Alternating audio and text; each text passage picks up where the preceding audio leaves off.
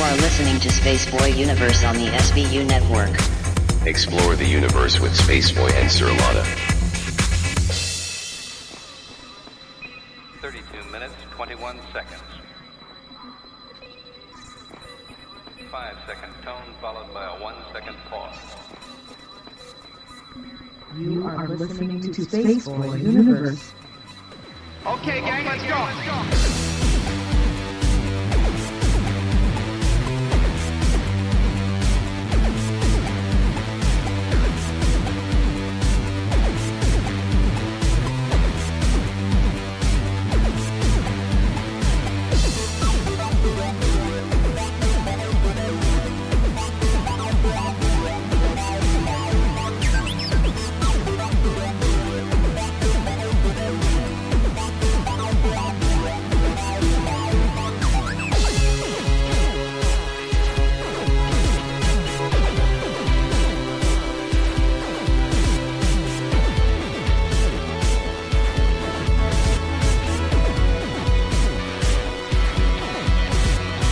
From the space city called Houston, Texas, welcome to Spaceboy Universe, featuring Spaceboy and the lovely Surlana. So strap in and prepare for launch sequence.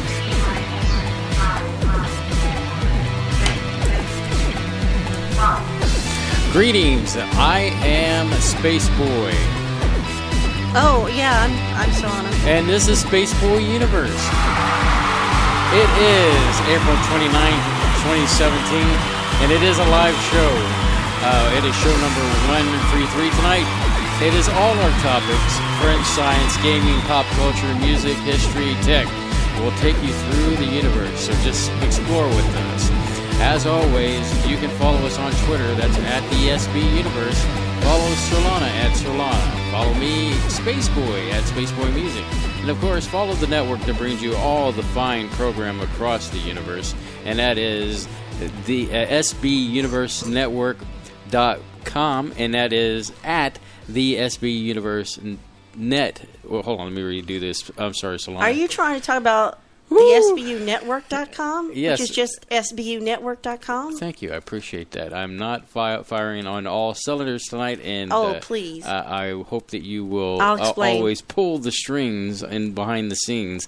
Hey, want to hang out with the Space Cadets? You can do so by going to spaceboyuniverse.com. Click on the dancing chat bubble in the player, and that will get you in with all the cool kids. In addition to Twitter, you can find the universe on Facebook, Tumblr, SoundCloud, iTunes, YouTube. Just look for spaceboyuniverse.com. Speaking of the YouTube, you can find more than the Spaceboy Universe of archive of shows. There is video content from Spaceboy Music, video interviews, 2-Bit Gamers, and so much more. Can't catch the show live? No problemo. Take the SBU on the go with you via Spreaker, SoundCloud, iTunes, because we love to broadcast. And on that magical note, how are you, Surlana? Reports of my death have been greatly exaggerated. So where were we last week? We did not plan that. That was an unexpected break we took because on, let's see, what is this, the 29th? It was your birthday, to be exact. That had nothing to do with it. But it was that Tuesday. Well, that Tuesday, which was the 18th, I got a nasty little headache. So I stayed home from work, whatever, la la la. And I also stayed home at work, and you thought it was some thing. Yeah. So whatever. I got over that, went back to work. And then on the 21st, Friday... Whoa, back up. You just didn't get over that. You were practically out of No. work. This is what happened. So got over that, went back to work. And I started feeling a little... like this. I'm going to cough, by the way. And I'll explain why. So 19th, 20th, 21st comes around, which is Friday, and I'm feeling really... I woke up on the 21st, my throat was throbbing in pain, and it hurt to swallow. I could barely talk, but I figured, when you first get up in the morning, you got to get up and let all that stuff drain the other way because you've been laying down. So see, that's like me. I literally have to take a shower every morning. I have a bench that I sit down and just, after I do my normal things in the shower, then I'll sit there for a few minutes just to decongest. Well, I don't have that kind of time. So thank you. I get up before he does because I have a little bit longer, slightly longer journey. So I get to work, and an hour in work, I was like, ooh, I don't feel good. And then noon rolls around, and I'm like, wow, I really don't feel good. 2 o'clock rolls around, I can't talk anymore. My voice is gone. So I pick up my phone and call the associate dean, which is my supervisor, which I don't ever pick up the phone at work unless, I don't have anybody to call, you know. And I called him and I said, I think I'm going to leave now. And he could hear there's something wrong with me. So I had made an appointment early in the day to the Ready Clinic that is in our grocery store, which is associated with the hospital that we usually go to. So I went there, had an appointment, and they told me I had laryngitis, and I was contagious. I couldn't talk Friday. Most of Saturday night was just a bust. Thought I was getting better Sunday, and then it didn't get better. I was out Monday. I was out Tuesday at work. Went back Wednesday. Still really couldn't talk. It wasn't till Thursday things started to get better. And by now, this is now my normal voice because even though my voice came back, I was so congested. I still had this kind of helium high-pitched voice. But it has taken forever to get the cough to go away. The cough is like a tuberculotic, lung-busting cough, and it will not go. And the cough syrup they were prescribed to me, they wanted me to take, there is no CVS in Houston that has it. It's on back order. There is no Walmart pharmacy in Houston that has it. So I'm just having to wing it. I'm just having to take OTC stuff. So that's where I was. I got knocked on my butt by this stuff. I never had laryngitis before, so that's basically what happened. So as she's progressively started getting better, I have gotten worse, and I have this. I might drainage, have passed it to you. Drainage, and I'm getting this cough that you remember last year. I had a cough. And that was November, yeah. It went on forever, and it's like that same little tickle in my throat. I've also experienced some dizziness, headaching, so just normal crap like that. And well, you and I last night, you got to you and I got to coughing independently. And I put on Facebook, I said, well, we're having a contest to see who can do this the loudest and the longest. Mm-hmm. And like the battling of the banjos. So you had Spaceboy music last night, which is like easy you normally to do. Yeah, I don't talk. And, I wanted to sit there because, Kay will show up. Sometimes we can talk to him. Sometimes my sister will show up. And I said, I'm just going to go lay down. And next thing I know, it's 11:30 a.m. Saturday morning. I slept through your show. I just passed out. So I'm still trying to get over it and get all the sleep I need because I have lost sleep staying up coughing all this week, and then they gave me something, and then that made me stay up more and made me jittery and made me want to scratch my skin off my body. So yeah. Yeah, I basically did Spaceboy music in the living room and not in the studio off the laptop. Since I don't have to really say anything, everything, I've got pre-recorded stuff at the beginning and in the end, but it's me, just playing the music and talking to people inside the chat room. That's the fun part. Yeah, so it gives me a chance to interact with Kay and your sister was there too as well, and I was going to get on the app on the phone and do some chat, but I had a phone in my hands in the bed, and next thing I know, you're waking me up in a Saturday morning. It's like, hey, you want to get up now? You want to get up? And then she sends me pictures of, like, Homer don't want to get out of bed. Yeah, he's texting me, you up? And I sent him these animated GIFs of like, Homer's like, I don't ever want to get out of the bed again, and, yeah. But one of the things we had to do is go to Kinko's office, or Office Kinko's, or whatever it is. I don't think it's called Kinko's, just FedEx office. It's FedEx office. They dropped the Kinko's.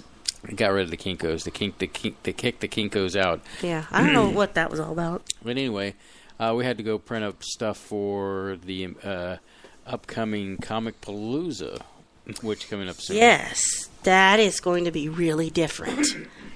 although we went last year. Oh, by the way, one or both of us will cough. I'm sorry. It's going to happen. It's going to be a coughing evening. Yeah, It's no way avoiding it. And I don't have a way to mute it because all the controls are on his side, so he'll have to mute us both. But Comic Palooza is going to be a 3-day adventure for us because graciously the guy who coordinates Houston Mini Maker Fair is letting us have a table with near his stuff. We've acquired a table. We've acquired a table. We paid him a little something, but he's letting us have a table near his stuff, so we have our own place to set up there on the floor all 3 days, all day long. But we also have press passes. So now you've probably seen some press passes on our Twitter wall. Those are different. Those are the ones we use. Our standard press passes that when we go to an event that's that we're interviewing or we're reviewing or. We went down there to see Daryl Sims, and we just wore our little press badges, but it's not like he didn't know who we were. Right, so, exactly. So. But that's going to be fun. We have full legit press passes for Comic Palooza all 3 days. And we have a strategy, and we've got, things we're going to hand out. He's still going to dress up, and we've got a little twist to his astronaut suit. And don't give it away. No, we're not going to give it away. And we're going to go out. So we'll have a way to have something down there on the floor. So we'll have us a little home base to interact with people, but we'll also walk the floor, and then we'll also go, exploring. Exploring all the way to the media room. Oh, my gosh. That is like, get your hiking boots on, put on your backpack. George R. Brown is flipping huge. That's going to be good because, if we need a beverage or something or some snacks or whatever. Free stuff in the press room. Free stuff. They have goodie bags up there, too, like shirts and, But, So, what I hope to do is some of it we can't plan because you don't know who you'll meet and what happens, but I'm hoping maybe we could do some on-the-spot interviews. Maybe we could, there'll be some things we can do, exclusives, that we can present to you. And what I mean by that, exclusives, is we are in the process of getting a Patreon account. I've already got the account, but I'm trying to finish setting it all up so I can make it go live. Now, you're going to ask what that is. Well, Patreon is different from Kickstarter, Indiegogo, GoFundMe. Patreon is not a one-time campaign or donation. It is ongoing forever. So we're going to have a way that you can help us out. I mean, we want to give more and do more, but in order to do that, it is incurring some expenses. So with Patreon, we'll be able to allow you to help us out, and we'll be able to give you some immediate rewards for doing that, as well as give you some exclusive content. Like we're going to be shooting more video. If something cool happens at Comic-Con, that's where we'll put it. I'm going to set up different level of rewards, different types, different monetary amounts that you can give that you're comfortable with. And this is like when we interviewed the 8-Bit guy, he was able to quit his job and do YouTube full time because he was getting enough income from his fans, his patrons. That would be a dream come true for us. I'm not, holding my breath, but I'm glad Surlana brings this up because there is so much more content that we can provide, especially me, in the sense that you're talking about music. There's things that I haven't really disclosed as far as projects that I would love to do, but just don't have the time to do it because, a full-time job takes up a big full-time part of your life, and it would be great in some aspect. You could do this full-time. Maybe right. Well, to follow, or whatever. The thing is that there is so much more that the universe can provide you. And in order to do that, we need more flexibility. And this Patreon account will help us provide you with more of the universe. And I've been typing up some strategies and some guides, the things that we could do. So I've got to shoot some video for that. I got to get Spaceboy on video for the introductory video on that, so I can finish getting that fleshed out and get it live and get it linked for good. So, oh hey Tina, it feels like we haven't seen you in forever. Yeah, so that's coming up. So I will have a permanent place where if you feel like you can help us out, and it'll be like different donation levels, and we'll have goals we can try to reach, and when we reach a goal, you know, we'll get us something, and then we'll try to reward you. And also what would be helpful is anybody out there listening, if you could give us some feedback, what are the kind of things you would like to have? What would help motivate you? Do you want a shirt? Do you want some kind of logo branded item? Do you want his music? Do you want more video content with Spaceboy? I'm sorry, I just will not ever be appearing, but would you like one of my art pieces that I've done, or, you know, artwork I've done in the past, or, you know, just give us an idea of what you'd like. So just learned something new. Thanks, Dennis. I didn't know that, and I would never suspected. I didn't know. So now more pieces of the puzzle is. I'm so distracted by Dennis's little icon because it's Opus, and I love Opus so much. Yeah, she's a big and Bloom, Bill Bloom the County, cat. Yeah, I was so into Bloom County in the 80s. You know. Yeah, we've been out sick, Tina. So yeah, last week, yeah, we were out. I mean, it kicked our butt. It was bad. But we did get something in the mail. Or you did, or we did. We got our first fan art Oh, yes. in the mail. Carol Perrault has been this wonderful artist. Mm-hmm. And we have some of her other stuff she's right. done. In fact, she's done pieces for another show, and I really admired some of the work. I went in on. I like her style of painting. What happened was I went to eBay, and that's where she does a lot of her sales for her stuff. What a thought, Etsy. And so I found this one piece and of this woman drinking coffee, and you'll know this. I thought it's in our living room. Yeah, that she looked a lot like our friend Wendy.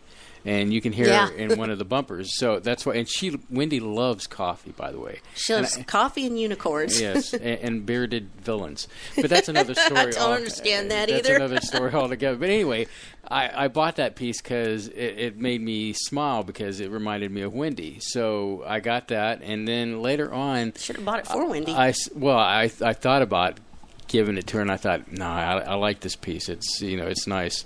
And then I got this piece that's inside the studio. That's the alien, and it's kind of at a position where Surlana can't really see it, but I can see it, and I like that. And then she also did this one piece behind me that's basically like Van Gogh. And it's got a little boy looking up at the stars and stuff. And I guess the boy is supposed to be me.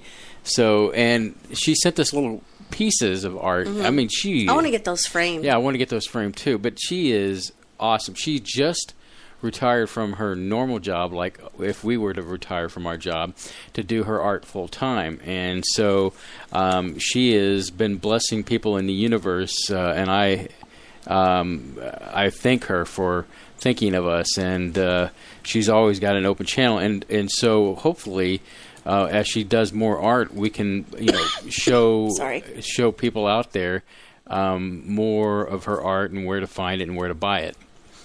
I asked her if she had something online, and I have not heard back from her.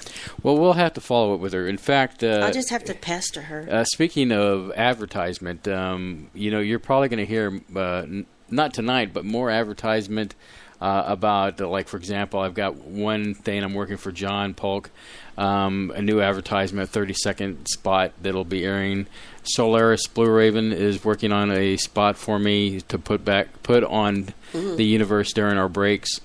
So you're going to start to hear more of that kind of thing between our breaks, not to detract anything from the fabulous Spaceboy music stuff that you can listen to.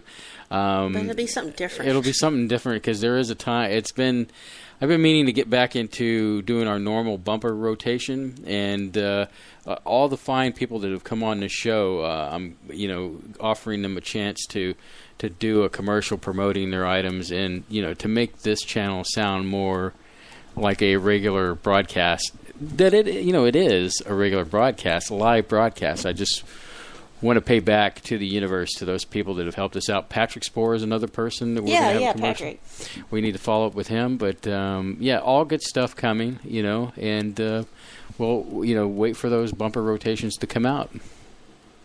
Indeed, and I just wanted to let everyone know, in case you've missed us and can't wait any longer, the phone lines are open right now, and that number is an 800 toll-free number. You don't have to pay. 844-734-7286. And that's 844-734-SBUN. Yes. So the SBUN network. So, call here very shortly after our break. Yeah.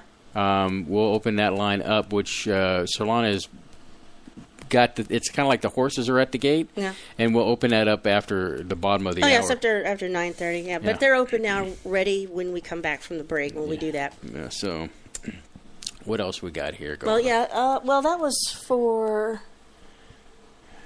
banter, because banter topics is pretty much all topics. I do. This should take us to the bottom of the hour. Stan Romanek. Oh, yeah. Okay. You recall last year, I mean, it's one of our favorite moments from last year, is that when Stan called in and everything, and so that was pretty exciting. But what I wanted to bring up is that there is a new documentary out there about Stan's story. And, it was exciting when we were going to do the story of Stan Romanek, and it was one of those nights where we're going to talk about him. We weren't expecting him to call in. We weren't expecting. I had read his book, his wife's book, and the Regressions book, but that was like 3 or 4 years ago. Yeah, we weren't even. We didn't expect Lisa to show up. I mean, it was in the chat room. It was just really a kind of an overall awesomeness in the sense that. We high-fived the crap out of each other. I mean, we even sent Stan a Funko Pop Star Wars Admiral Akbar, just for hey, thanks for calling in. We appreciate it. And so, as always, I have these days, me, Surlana, I sit in my recliner when I have time. No, I don't know you at all. And I go through Amazon and Netflix to see what's out there, and I usually add stuff to my wish list or add stuff to my watch list. And as I was going through Amazon.com, I came across Extraordinary, the Stan Romanek story. And I had heard about this documentary. It was going to be coming out sometime. And I was like, wow. So I bought the digital copy. So it's in our digital library. And watched it. And, it's basically the story that we kind of told you last year.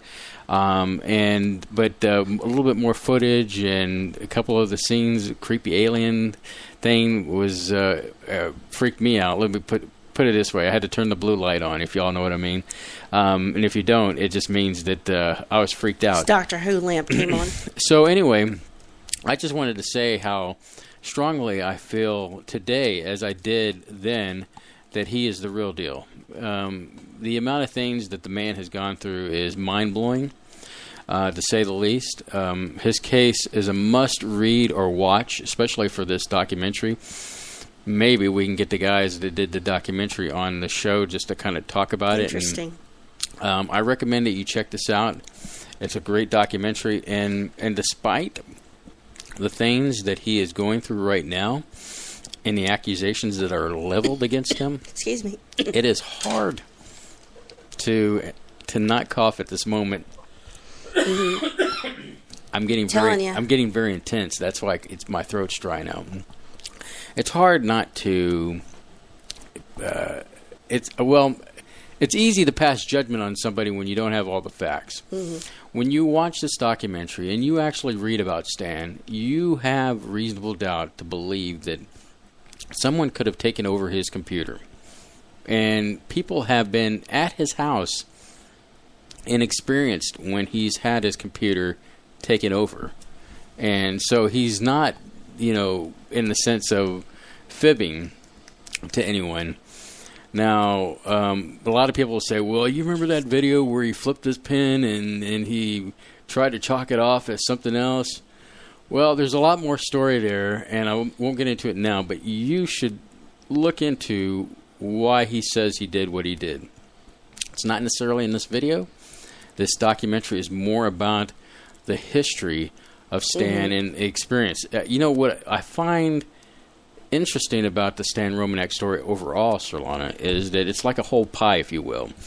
You have where he is seeing things in the sky, and then it goes to Close Encounters of the Third Kind, and then Fourth Kind, where he's brought on board and his knee is fixed, and then later on, as these experiences go on, he encounters the government trying to stop him from, going after the truth.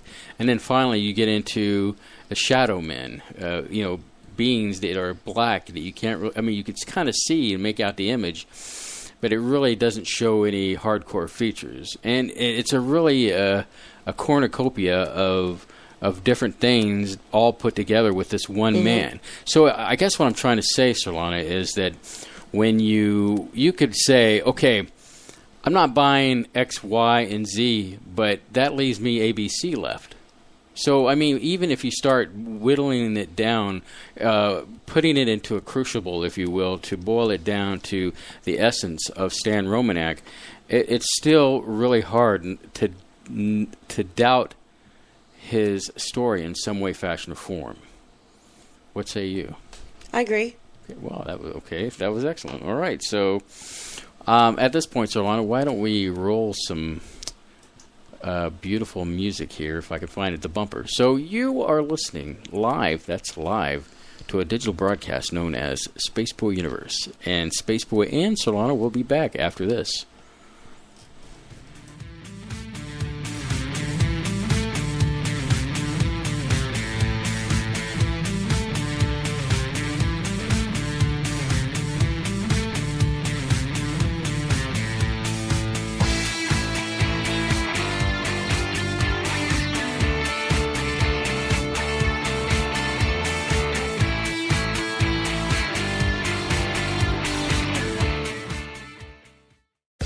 This is author Gordon Root. You are listening to the Spaceboy Universe. This is K28, and I'm listening to Spaceboy Universe. Hi, y'all. This is Lori calling from Texas, and I love listening to Spaceboy Universe. Hey, this is Dave Cruz, host of Beyond the Strange, and you're listening to Spaceboy Universe. This is Wendy. I'm listening to Spaceboy Universe. Hey, y'all. This is Lorelai DeLille. I listen to Spaceboy Universe. Don't you? Tell your mom and them I said hi.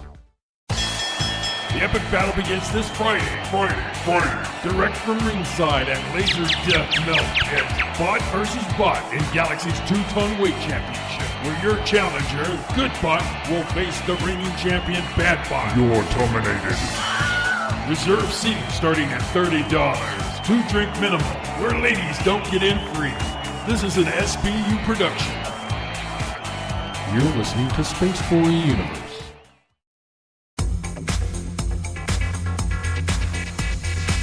You are listening to Spaceboy Universe on the SBU network. Explore the universe with Spaceboy and Surlana.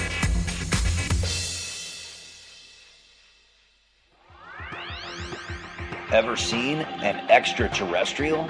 It can be hard to believe they exist unless you've seen one for yourself. What if I told you I've seen them my whole life, but have never had a witness who shared the encounter with me. Now, what if I told you I saw 4 of them, 2 with blue skin, and there are over 20 witnesses to this CE5 event? My new book, The Blue Beings, Visitation at the UFO Conference, documents actual accounts from real witnesses, many of which have gone on record to attest to this otherworldly reality. Be a part of the quantum paradigm shift that is taking place right now. Go to johnpolkmedia.com to get your copy of The Blue Beings, Visitation at the UFO Conference, on sale right now at johnpolkmedia.com. That's JOHNPOLK media.com.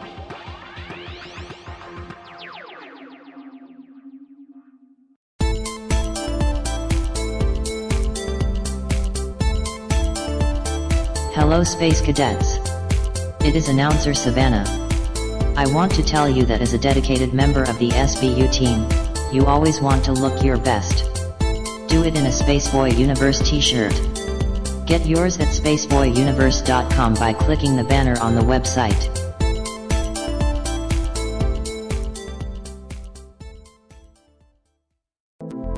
Greetings, Space Cadets! Let's see what's in the sky tonight in the Spaceboy Universe. Tonight, in the eastern sky, we have Spaceboy Universe rising above the horizon in glorious splendor. And in the west, we can see Surlana's Majoris, which is visible at 9 p.m. Central Standard Time, just below the K28 belt. So keep your eyes on the sky and listen to Spaceboy Universe.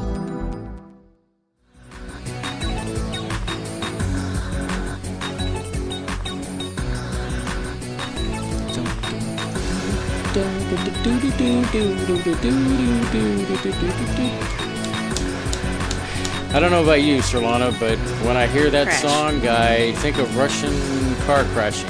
And insurance scams. Yeah, that is Crash by Spaceboy Music. And so where are we at right Just now? a reminder, the phone lines are open now in case you've missed us so much you can't stand it. Yeah, you want to talk to us now? It's toll-free number 844-734-7286. That is 844-734-SBUN. You know, and Surlana, what was I going to tell you? I guess I forgot what I was going to tell you, but okay, I guess. Oh, yeah, and when you call in, if you want to give us your thoughts on the Patreon thing that Surlana was talking about, that would be things awesome. you'd like to have. You know, branded, the Spaceboy products. Like, you know. if I'm going to give you this amount of money, I better be getting this, that type of thing. Yeah, so we want to hear from you on that, and, we just, what it comes down to is just we want to create a presentation to you, whether it be video or... yeah, we're going to take it to the next level, but we need your assistance. Mm-hmm. And we're doing a lot behind the scenes. We're getting really prepped for Comic Palooza right now, but and plus, what I'm really excited is our numbers have increased tremendously lately. We've been doing some marketing behind the scenes and across the board, Spaceboy Universe, SBUN, even the Quantum Hologram Matrix did a great show this week, and over 500 listeners, and still growing. I haven't checked the numbers, but overall the numbers for the network have been just phenomenal. So we can't do it without your support, but we're doing what we can, and so we're moving on. Okay. Sorry. Yeah, I'm gonna cough. It's gonna happen. And I'm gonna drink, so it'll happen too as well. Yeah, coughing, burping, yes, everything's gonna happen. Well, let's get started. This is now what we were supposed to talk about was alien races.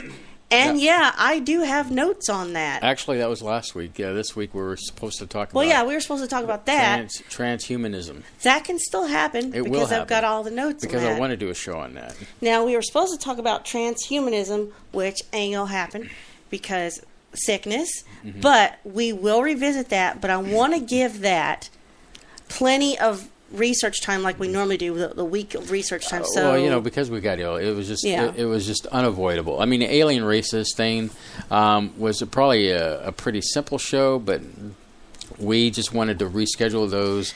Well, I had picked some based on the fact that I had never heard of them before, and I had some silly commentary about it too. So, both of those will get revisited. We'll hit them up later, but we're really getting things cranked up for Comic Palooza right now. And I'm going to tell you right now, this next week is going to be kind of bizarre. Because originally we had Spaceboy Universe scheduled to be off to prep for Comic Palooza, what's going to happen is this next Friday, you're going to have Sweet Tea and Sarcasm on Friday. A better reminder. And Spaceboy Music will be moved to Saturday for this one-time event. So you'll be able to listen to the music show on Saturday at 9 p.m. Central Standard Time. Just kind of trading off the universe for one thing. The universe is going to take off so that we can get ready for Comic Palooza. What will happen on the 13th of May? Well, that's the 12th, 13th, and 14th. That is Comic Palooza. I am excited. I am ready. Well, not 100%, but... Well, so we probably shouldn't do that show then that night. There will be a lot of stuff that will be going out to our public. Yeah. My sister said she wishes she could be with us at the con. It sounds like fun. Girl, we would put you to work because we need an unpaid intern. We desperately need a third person to help us. I really thought I would have an unpaid intern by this date, and there were some prospects, but it didn't quite pan out. But I tried to get Leanne's son. He's about 14 or 15, and he was game for it because he'd have to get out of school for one day. But she says he's missed enough due to dental work over the school year. So, but besides, we don't have a badge to get a third person in right now. So no. But next year we should try to get a third press badge. Just in case. But it's going to be exciting. Like we did at the Mini Maker Fair and the comic. Well, it's kind of the event is going to be like the Mini Maker Fair because we actually have a place where we're sitting, and so we'll probably do some live stuff. Going to lose 5 pounds, and so George R. Brown is just massive to walk through. It's huge. So, so I can't wait because I'm excited. Believe it or not, I'm excited to put the spacesuit back on, and you'll understand in due time. You're gonna have to get that thing dry cleaned. It's nasty. It's not nasty. What? Did you go over there and smell it or something? If you don't know, here it's been to the mall. It's been to the desert. It's been, let's do this live. Broadcasting here, folks, while I'm on the phone. Continue to talk to me, Surlana. Okay. Shall we get into it? Well, that is usually an open question. Usually it means that you're mad because it's Chili's again. What are you talking about? Are we in the same universe here? What's going on? We are in the same universe. I'm talking about how, you get... mad, and then we get into it with each other, and I said, fine, then we're going to Chili's. Oh, Chili's is my punishment for when we have that argument about... If you've never been married, anybody out there listening, if you've never been married, let me explain marriage to you. 80% of it is, where do you want to eat? I don't know, where do you want to eat? And then that devolves into this 30-minute argument. That's pretty much marriage. It reminds me of the Weird Al video. So... if I can't think of a place to go eat or go get it or get something delivered, I get punished like Chili's it is, because that used to be our go-to place because it was so close to the house, and it just sort of moved down I-10 a little bit. But now, it's not that big of a punishment because they moved, and now... It's a nice. It's better because the place they were in was run down. Well, the place that they were in had been there since the early '90s. And now the area that was in, it's now the Houston Community College. And then in the parking lot is the original Chili's that was there back when they had an AMC theater there. An AMC sixplex, I guess it was, or a fourplex. Well, that's before my time. So yeah, it was Houston. definitely back in the day, and yeah.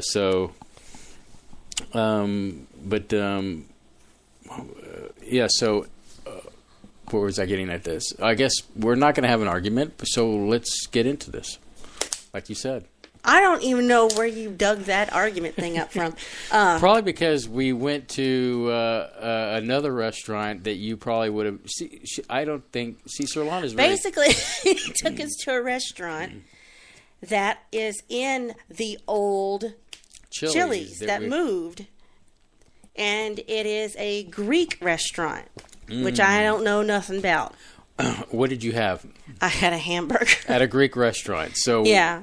So know, it was tasty. Once I pulled off the stuff I didn't want on it, I just flipped it right off. I had some gyro pork sandwich. That place was packed. It was very loud, packed. It was hard to hear. But, the food was actually decent, I thought.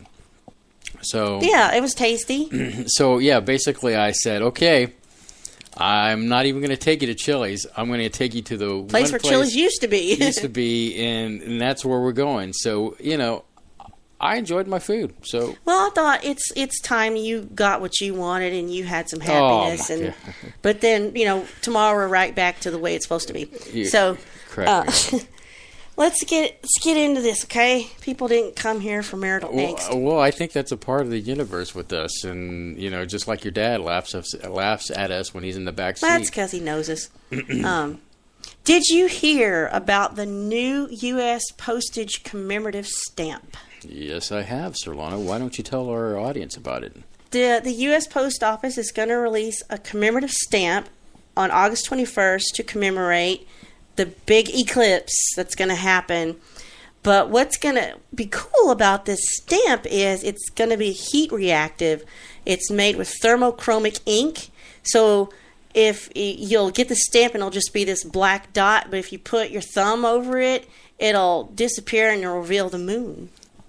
So I thought that'll be really cool. We should try to get one or two just to keep. Mm-hmm. So they're doing that because this eclipse is going to be the best opportunity the United States has since 1979 to view an eclipse from Seattle all the way to South Carolina. So somebody should get to see it. I'm trying to remember the last time I mailed something. And speaking of mailing, there's a few packages that have kind of just sat in a little area, and I apologize. It has nothing to do with Surlana. It has to do with me just Let's see, that's going to be Ty. Procrastination. And Bob. And K28. K28's getting some stuff, but I don't know if he knows about it? Or if he earned it. See, this is what I'm talking about. He's just getting it. Kay, you need to tell her that we're going to Chili's. Mm-hmm. And then our friend that little viral thing is welcome to Chili's. And our friend of the show, Wendy, of all people, that we got her a little something that needs to get into the mail. we've got things that need to go out. Yeah. All right. And it feels like we haven't left the house in a year. Other than to go to work and back. It's like Groundhog Week every week. I mean, just going to work and then coming home and then maybe an hour to eat and then I go to bed earlier and earlier and earlier. And then I've I'll look at them like it's only 6:30. Dang it! When can we go to bed? And there's been a couple of nights I've got to stay up and work on music. Yes, I know. I owe you a thumb drive of music, my sister. Mm-hmm. And I have her address too. Let's write that down. Another person to add to the stockpile of at least. We've got a visitor. We have a visitor who's come to poop on the floor. Somebody did a bold act in front of me today I've never seen her do before. She went in there and ate her wet food too fast, puked it up in the garage, came back in the house screaming all the way from the garage to the hallway to the door of this room and pooped in front of this room I was watching. This room or not the room? This room. Not the former cat room? No, this one. Interesting. Wow. So she was in distress. So after she pooped, I gently picked her up, and she started flipping. I said, "You're not in trouble. You're not in trouble. Calm down. You're not in trouble." But I walked her through the house, calmly went into the garage with her, and gently lowered her directly into her litter and ran off.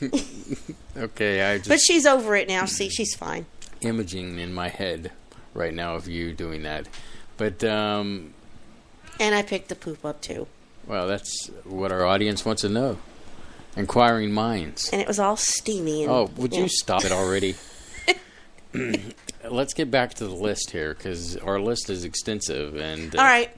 So sorry about that. It's going to happen. Coughing cats. It's not your typical broadcast night.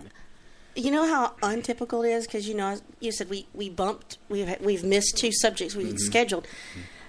The content of this show happened 3 hours before this show happened. That's when I got the content for the show. So let's talk, since we're talking about space and the moon and an eclipse, let's go ahead and talk about NASA. Real quick, before you talk about NASA, I just want to point out that crap wasn't a part of preparing for the show. No, that was a bonus. That was a bonus. Thanks to Muffin. Thanks Get to in Muffin, your box. you got crap stuff on the universe. But anyway, so get your box. NASA. It's a nice segue. Crap to NASA. Well, guess what? Chicken butt? NASA is running out of spacesuits, and it's a real crisis. What? Mm-hmm. You're going to have to fill me in on that. Now, yeah. I will say that mine is a costume suit. It's not a real suit. No, but it for being, third-party, low-budget-ish, it's nice looking. Mm-hmm. There, you do have a backpack. Mm-hmm. Where is that? It's on the astronaut. Oh, it's on the astronaut? Yeah, I mean, it's on the mannequin. But you don't take that around with you. I generally don't. Because it's too heavy. It's even though it's like foam or I something. would literally die at Comic Palooza wearing that whole outfit. It's a fake backpack like they wear on the spacewalk, but it's still cumbersome. And it is heavy. Yeah, so it's not really needed when you're showing off. When I'm just, with a suit, people get the message that, hey, I'm an astronaut. Look at me. I'm Mr. Meeseeks, look at me. That's exactly. He roped me into it. But, if the whole get-up, because I've worn the backpack before, and I'm trying to remember where, and I learned a valuable lesson that day. Don't wear the backpack. Don't wear the backpack, because But if you're ever doing a photo shoot, you can bring it. It really puts a strain on my spine, wearing that whole suit. I mean, someday I'm going to try that on, just for fun. All right, so spacesuits. How are they running out of spacesuits? Excuse me. So why in the world are they running out of spacesuits? So, okay, NASA says they want to do deep space missions in the future, but as of now, they aren't going to have the suits to cover it. They're running low on spacesuits right now just to go to missions to the International Space Station. Because they have to do a custom suit for every astronaut. And that mission to ISS is scheduled to end in 2024. Did you know that? They're going to stop going there. Really? Or the ISS is going to stop existing in 2024. That might be an interesting segue here in just a minute, but continue. Well, there's more to this. Yeah. But NASA has invested close to $200 million on spacesuit development since 2004. So why no more suits? So NASA's Office of the Inspector General investigated this and wrote up a report. So the IOG for short says in their report, the suit crisis is going to be a major problem for future explorations that NASA wants to do. And it's got some ambitious ones. And for instance, NASA says they want to start building a human outpost in space near the moon. And they want to do this starting in 2020 throughout the 2020. Mm-hmm. And this will be a space station where astronauts can live and train for other deep space missions. And then by 2030, the first astronauts can leave there and go to Mars. That sounds expensive and ambitious. So it's going to be critical to get some new suits made for these projects because they will have to be different, really different from what we have now because it's different needs. Right. They're going to have to be out reconfigured to be out in space more, doing repairs. And if they're going to Mars, that's a whole new set of challenges. Yeah, a new spacesuit. To protect the humans on the surface. That's a whole different set of environmentals challenges there. So NASA started to prepare for this by funding 3 different programs. And they're all geared to getting new suits developed. But the OIG report says those efforts have been too slow and too complicated. NASA didn't have a clear plan of what it wants to do and where to go and when and why until right now. So NASA took money away from spacesuit development and put it into other projects. And then they misspent that money as well. So this OIG report says that from 2011 to 2016, NASA put more than $80 million into spacesuit development, but into a now defunct program called Constellation.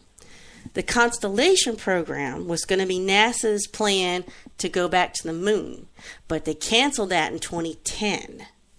So this OIG report says, quote, "We question NASA's decision to continue funding a contract associated with the Constellation program after cancellation of that program and a recommendation made by officials in 2011 to cancel the contract." So what this means is NASA won't have any new spacesuits for many years, and that's going to be a problem for future testing and missions. So new suits won't be ready until by 2024. And by that time, NASA will not have enough suits for regular missions. So here's what's going on right now. NASA started off with 18 suits for the ISS, which were made to last 15 years. But they ended up making it decades longer. Mm-hmm. Yet some of those had to be destroyed because of damage during tests and missions. So now they're down to 11 suits with functioning life support. 11. NASA, quote, "NASA will be challenged to continue to support ISS needs with the current fleet of spacesuits through 2024. A challenge that will escalate significantly if station operations are extended to 2028, and this report says. So, currently NASA is building this rocket called Space Launch System. Mm-hmm. This is too many S's, which will carry a crew capsule called Orion. This is going to go beyond lower Earth orbit. So this is all scheduled tentatively for 2021, which is super close. And it's going to take 4 people around the moon, but the crew won't be getting out, so they're not going to need suits for spacewalks. But they're going to need emergency suits on board because what if something happens, goes wrong in the capsules, and they got to put a suit on for life support. Mm-hmm. So what they're having to do is take what they have now from old space shuttle missions, those suits, and reconfigure them. Yeah, because those spacesuits are, I forgot that they usually customize them for each astronaut and to better fit them, and so if they're working in space or whatever. Mm-hmm. And then when you go into, like for example, if we get to Mars, the spacesuits that would have to be worn on Mars would definitely be something different than space. Completely different. I mean, it had to be lighter so that they can... Like we saw on that movie with Matt Damon. Mm-hmm. Matt Damon. No. Well, they said, they told NASA this, said, look, you need a formal plan to develop spacesuits and research and to get serious about finding out what the true costs of all this new suits are going to be and maintain what you've got. Mm-hmm. So NASA responded to this report by saying they're overly critical, but they're going to try to go ahead with those recommendations. That's an interesting topic because, I have more space news here, Surlana. Sure, go ahead. Apparently, the Holy Grail, metallic hydrogen, is going to change everything. What the heck is metallic hydrogen? The substance has the potential to revolutionize everything from space travel to the energy grid. Energy grid. A little cough there. 2 Harvard scientists have succeeded in creating an entirely new substance, long believed to be the holy grail of physics, metallic hydrogen, a material of unparalleled power that could one day propel humans into deep space. The research was published Thursday in the Journal of Science. Now, metallic hydrogen could potentially enable a rocket to get into orbit on a single stage, even allowing humans to explore outer planets. Metallic hydrogen is predicted to be the metastable. Sorry. Both of us there. Predicted to be metastable, meaning it's pretty solid as far as a material. In other words, this is just unbelievable stuff. Meaning, if you make it at a very high pressure, then release it, it will stay at that pressure. So, in other words, you can kind of trickle it out, and it won't just go release its energy all at once.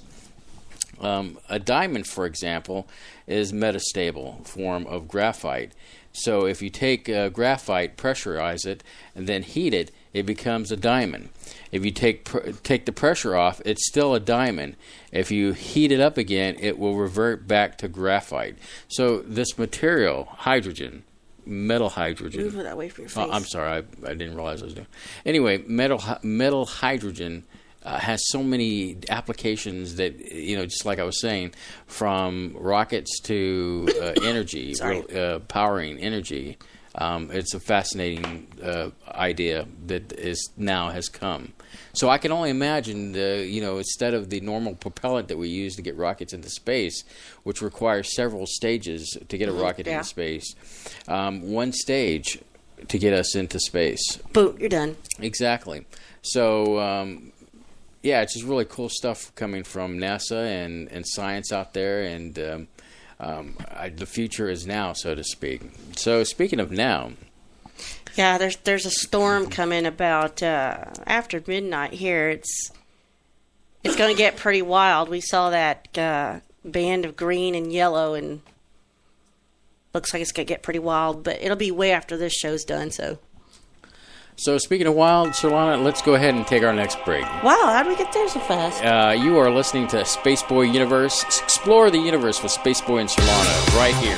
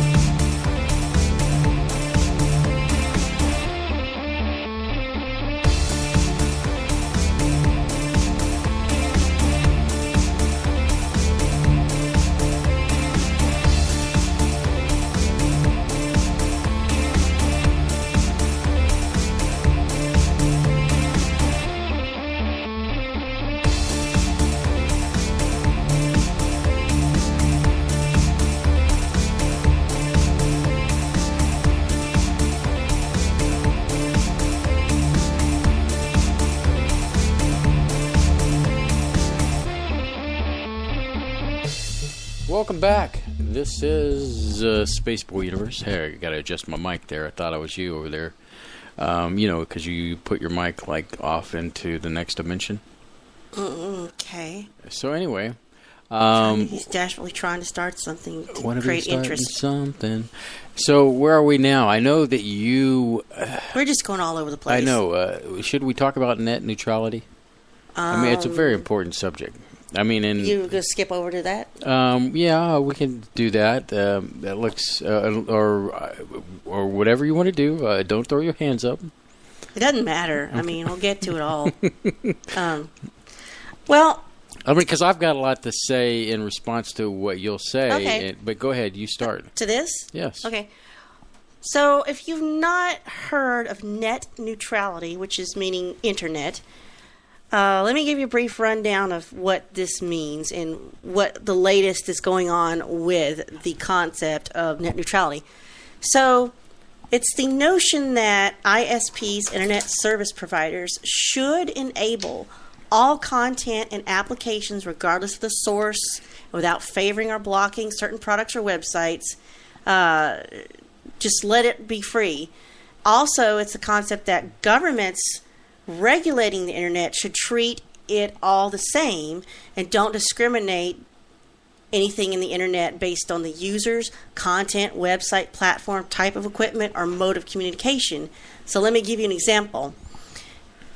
To violate net neutrality would be, let's say an ISP throttling uploads or downloads or both, which Comcast has been accused of, throttling peer-to-peer file sharing applications, probably because they think they're doing something illegal. They might be doing. And a good example would be Netflix. Yeah, well, I was going to cover it. Also, this is about regulating ISPs, with some governments regulate ISPs like public utilities, like, electricity and water, limiting providers and regulating the options they can provide, which I take to mean this is why you can't get certain ISP coverage in certain areas in certain cities. Like, you can only get AT&T in this zip code. Mm-hmm. We don't allow Comcast in the apartment complex. That's that kind of thing. We've been there, yeah. Internet traffic includes all the different messages, files, data to be sent over the internet, which includes emails, digital audio files, digital video files. So this Columbia Law School professor, Tim Wu, says the best way to explain network neutrality is that a public information network will end up being most useful if all content in websites and platforms are treated equally. So what's going on with the latest in this? Okay, so 2 days ago I saw this article that the FCC, Federal Communications Commission chairman, is going ahead with a plan to reverse Obama's policy on web traffic. So Ajit Pai, I don't know if I'm saying that right, P-A-I, chairman of the FCC, he wants to reverse that ruling and have cable companies self-regulate, which I think might not be the best thing, but he says the argument against net neutrality is a simple one.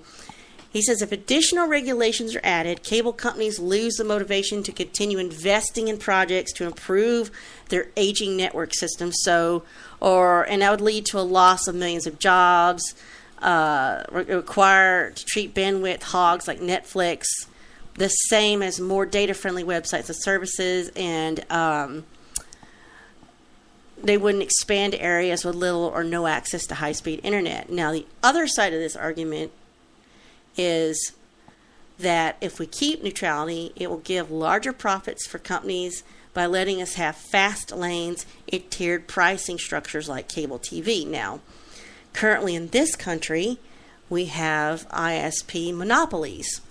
Well, let's say you have Comcast and you want to use it for Netflix. Well, Comcast could say, oh, no, Netflix, let's just throttle that down because we've got other priorities on this server, Mm-hmm. because we have a partner with Hulu and we want to make sure they get all their stuff. So do you really trust someone like Comcast to self-regulate? No. A monopoly? So what's your take on it, sir? The ultimate thing is they want the government to control the internet. Mm. And that's the last thing we need is the government to control the internet. Now, at the same time, you know how Do you want to leave them alone to run themselves? At the same time, I'm like, you know how we cut the cord, so to speak, from television. And a lot of that was because we felt a la carte was the way to go. And our provider of said information was not providing that to us. When we left, we ended up going Roku and buying stuff off of Amazon. And how do you feel about that? It's worked out. It's heavenly. It is nice. You only pay for what you want to watch. It's more. It affects you more because you watch more and you're more engaged in it. If that TV died right now, oh, I know. I'm fine. You'd be like. More books to read. Darn. Just like that guy from the Twilight Zone, So you'd be book heaven. Mm-hmm. It's exactly. But it comes back down to, I can't trust the internet providers to provide me with, hey, I'm going to throttle you down because you're watching Netflix, and I'm going to throttle up Hulu because we have a partnership deal with them. And this tier thing, we kind of pay a tier level thing because you have several different layers of speed that you can get on the internet. We have a pretty decent package as far as internet providing us our internet. Well, we bumped it up because we're doing this. Yeah, I mean, we're actually in a business class now of internet being provided to us, and it was necessary to maintain the quality of the connection. But it's this vicious circle. I think, who would I worry more about? I think I would worry more about the government taking control. Yes. Because here's my thought on this. If you let the company self-regulate, it's exactly the consumer is going to pay for what they want. And if they don't get what they want, then they won't pay. They will get fed up and find some other alternative or turn it off and go back to reading books. You're a good example of that. And I don't mean that in a negative way. I mean in a very positive way. You don't have. It's like, if you don't want to see it, don't watch it. Well, I was just thinking. You don't want to buy it, don't buy it. I was just thinking they're talking about, somebody says they have simple DSL. Well, our friend Leanne, where she is up there, where she lives, she can't get high speed. I mean, DSL only became available in the last 4 years for her. They can't even get cable TV where she's at. Mm-hmm. You can either have Dish, pull in local channels somehow, or, and that's it. And I agree with you, Tina. I see middle of nowhere living is great sometimes. Other times it's not. It's just... learn how to construct your own bootleg connections. Bootleg internet. I guess it's just, as consumers... we need to be more proactive in saying, you know what, I'm not buying your BS. I mean, and that's what it came down to us. I'm mad and I'm not going to take it anymore. That's what it came down with us, in the sense that, we went with the I remember wireless. It very well, because you said, let's wait till Breaking Bad is over, and then I'm going to get rid of cable. And we went with the Clear Internet, which was a wireless internet service, and it worked fine. I mean, it wasn't the best, but I mean, it wasn't Comcast, it wasn't AT&T. Mm-hmm. So, I mean, we got to choose what we wanted to do, and it worked fine. And now, but I don't want to go further into the provider we use, and all of a sudden we're being throttled back, but. Just at the bottom. But even at that, we are in Houston proper. Our address is blah blah blah blah blah, Houston, Texas. What options did we have? Comcast or AT&T. That's it. And There's no variety. I think Verizon is rolling in, but we're still kind of outside the area as far as to get. Something about Beltway 8 is the demarcation. Is like, if you're on the outside of the Beltway, you're not in civilization anymore, although it's not true. But as time goes forward and they start building all these fancy houses in our area. Holy crap, the fanciness.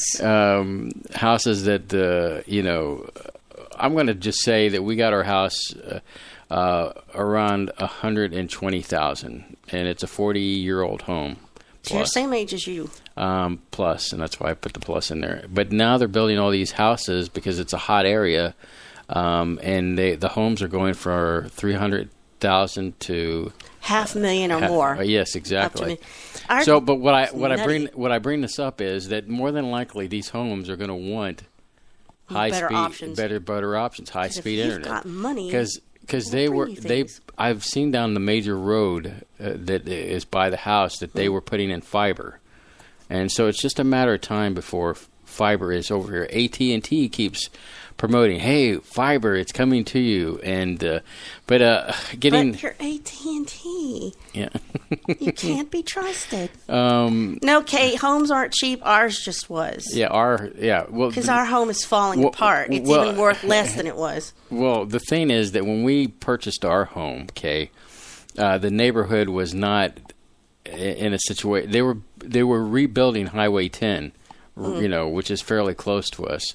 And they was going through all this construction, and so this neighborhood has really been untouched in a sense for and then so they rebuilt the major road that we usually get to 10 or to Beltway 8, and so they've done a lot of construction to make improvements in this area, and now the just down the road on 10. You have a lot of houses that are millions, $2 million, $3 million houses. It's so sweet, and so weird. People want to live in this area, and we just got lucky in the sense that when we bought our home, it's the smaller of the homes too. Our square footage is way smaller than I think everybody around us. So we got a decent deal because the owners wanted to And it was leave. sort of a buyer's market type of situation. We were just at the right time. I saw this particular house go for sale, and on HAR, immediately drove over there to take a look at it. Told our wonderful agent, we want to see this house this weekend. Rolled in there. We knew that we had to put money on it, and we researched the crap out of it. I mean, we were methodical. We had like a notebook and printouts, and we knew the houses we wanted. We were to see. on it. This neighborhood is odd. Well, Houston is odd. Another thing I wanted to bring up is they wanted, once we put the money down on the house, people came in after us and said, "Try to snipe." We'll try to pay you more for the house, and they said, "No, we just want to get out of this house." The people wanted to leave. They had some family health problems, but because we didn't ask them for much, said just fix this thing, and we're done. So, but Houston is weird because Houston has no zoning laws. Now there's some exceptions where you have pockets of villages and little cities inside. They do whatever they want, but Houston proper has no zoning laws. So this is a weird-ass neighborhood. You have, where we live, you have houses that were built in the 1950s, 60s, and that's probably it. I don't think it was the 70s. And then you go over, and now you're seeing construction of townhomes. You've got ghetto apartments, old townhomes that are kind of run down, and you've got $500,000 to $1 million townhomes. There must be 8 pockets of those. And then you've got people who have lived here forever around them. There's stables. There are loose chickens, cats, dogs, buzzards, deer, turkey, coyotes. What else? What other crazy things I've seen? Guinea fowl.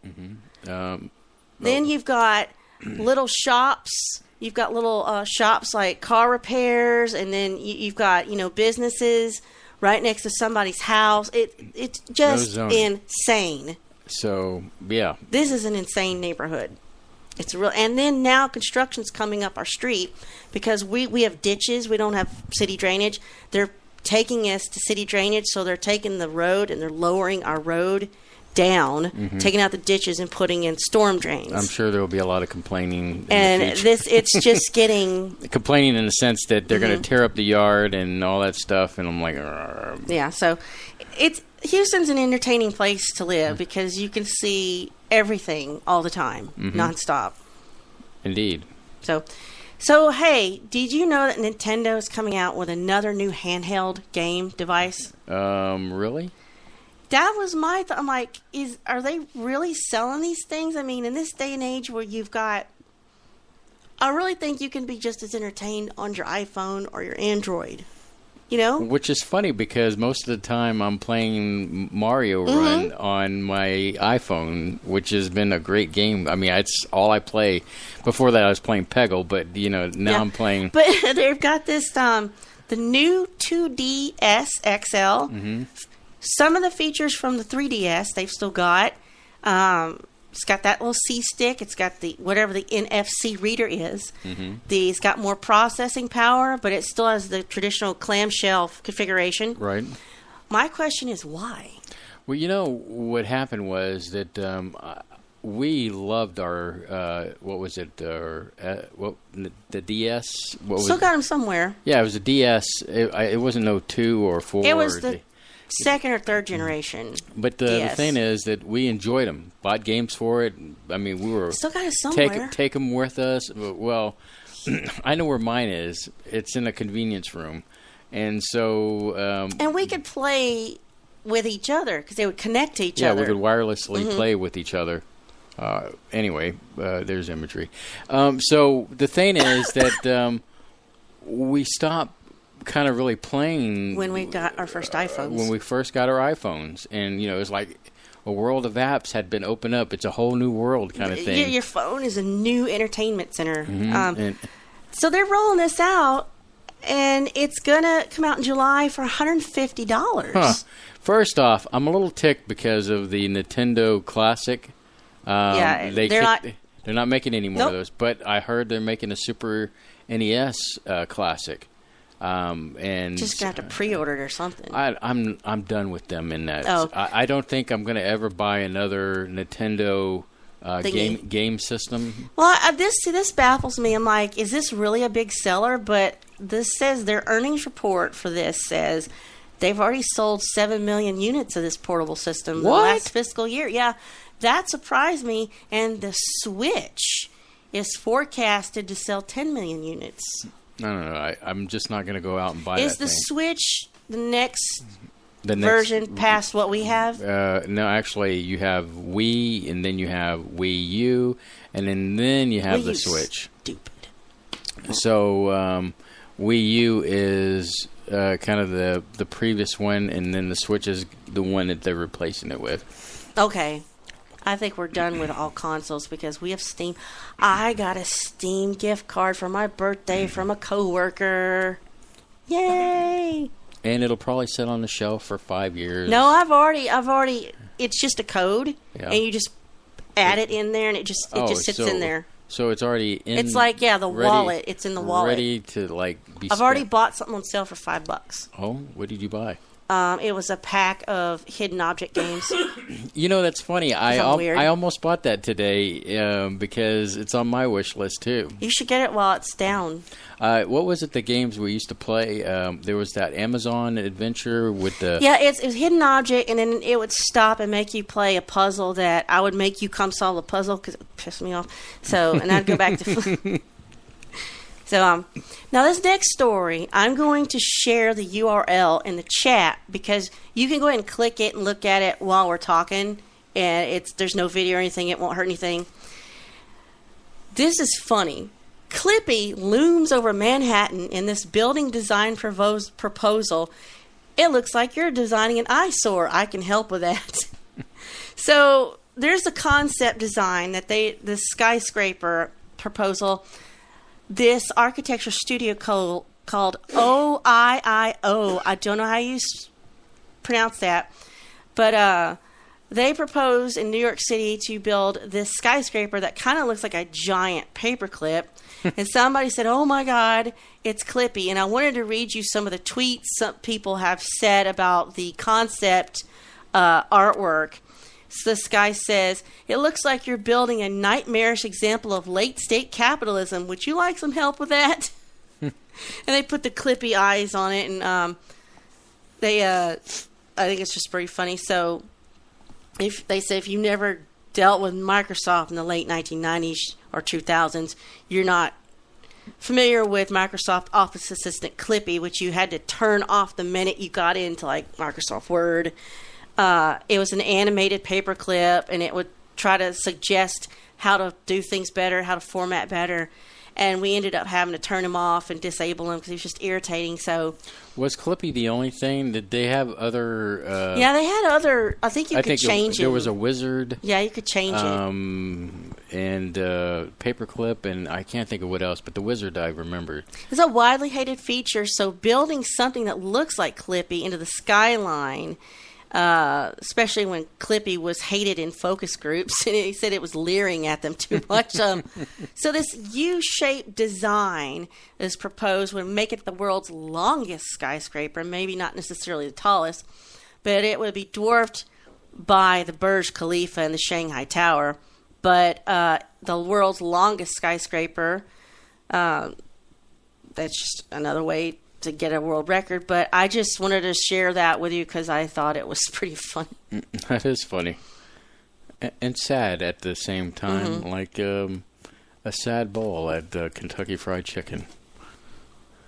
So let's do, you'll see, let me do a quick one before you try to break us.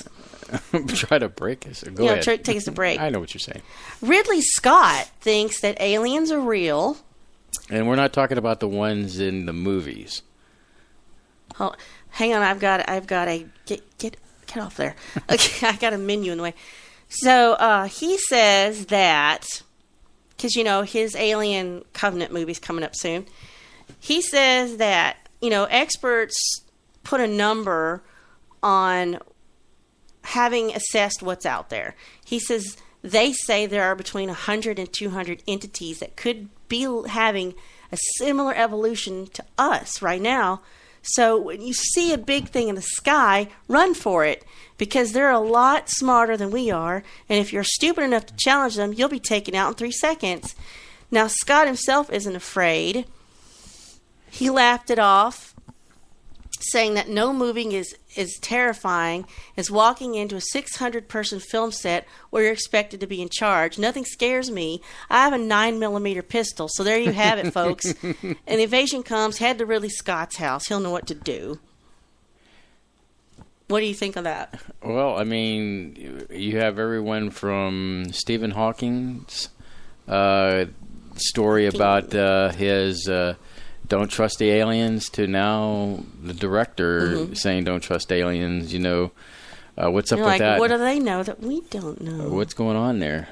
So, and hey, Carol is out there listening. I just wanted to bring it out. How do you know that? Because I'm following all stuff on the internet, including Facebook, and so she's tuned in and she saw the picture that I took with her picture up there on Twitter. So she saw her, and yes, it's good to have you out there, Carol. Indeed. So speaking of that, let's segue into a break so we can cough and sneeze and scratch ourselves and all that. We could do that anyway, but no one's going to see. Whoops, brought it up. Shouldn't have. But anyway, you're listening to Spaceboy Universe, and we are so glad you tuned in. Don't go anywhere. Here's some more music.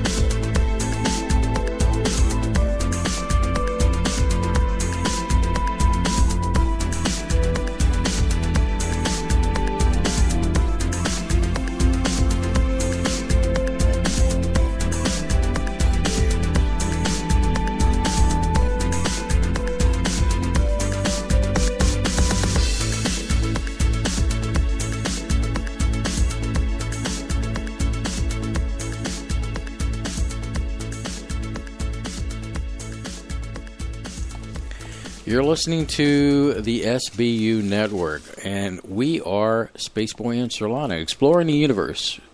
One lung at a time. One lung at a time, exactly.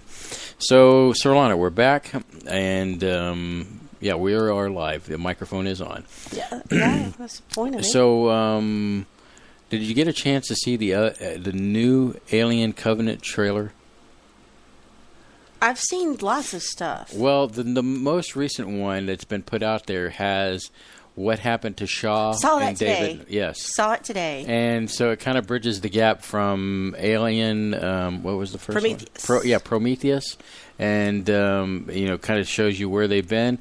I'm telling you, this movie is going to be awesome. Can't wait to go see it. It's going to be May 15th, I believe. Which will be, I think it's the 15th. It might be the weekend of Comic Palooza, but I tell you, that following week we are going to hit the theater. We'll probably go to the we always wait for things to die down. Buffet movie place that we like to go occasionally. Buffet movie place. Yeah, it has all the food and stuff. Come out. The Edwards. Oh, that one, not that one. That one. Oh yeah, you were talking about. No, I want to see this. Okay, I was just talking about Katie. Yeah. No, not the Alamo Draft House. That is Alamo Draft. Yeah, it is. It's the last one left, pretty much. Well, there is a few others, but they're kind of far to get to. Nothing close to us. That was not close, but it's... I mean, we have that Studio Grill thing that's close by. And it's just... So...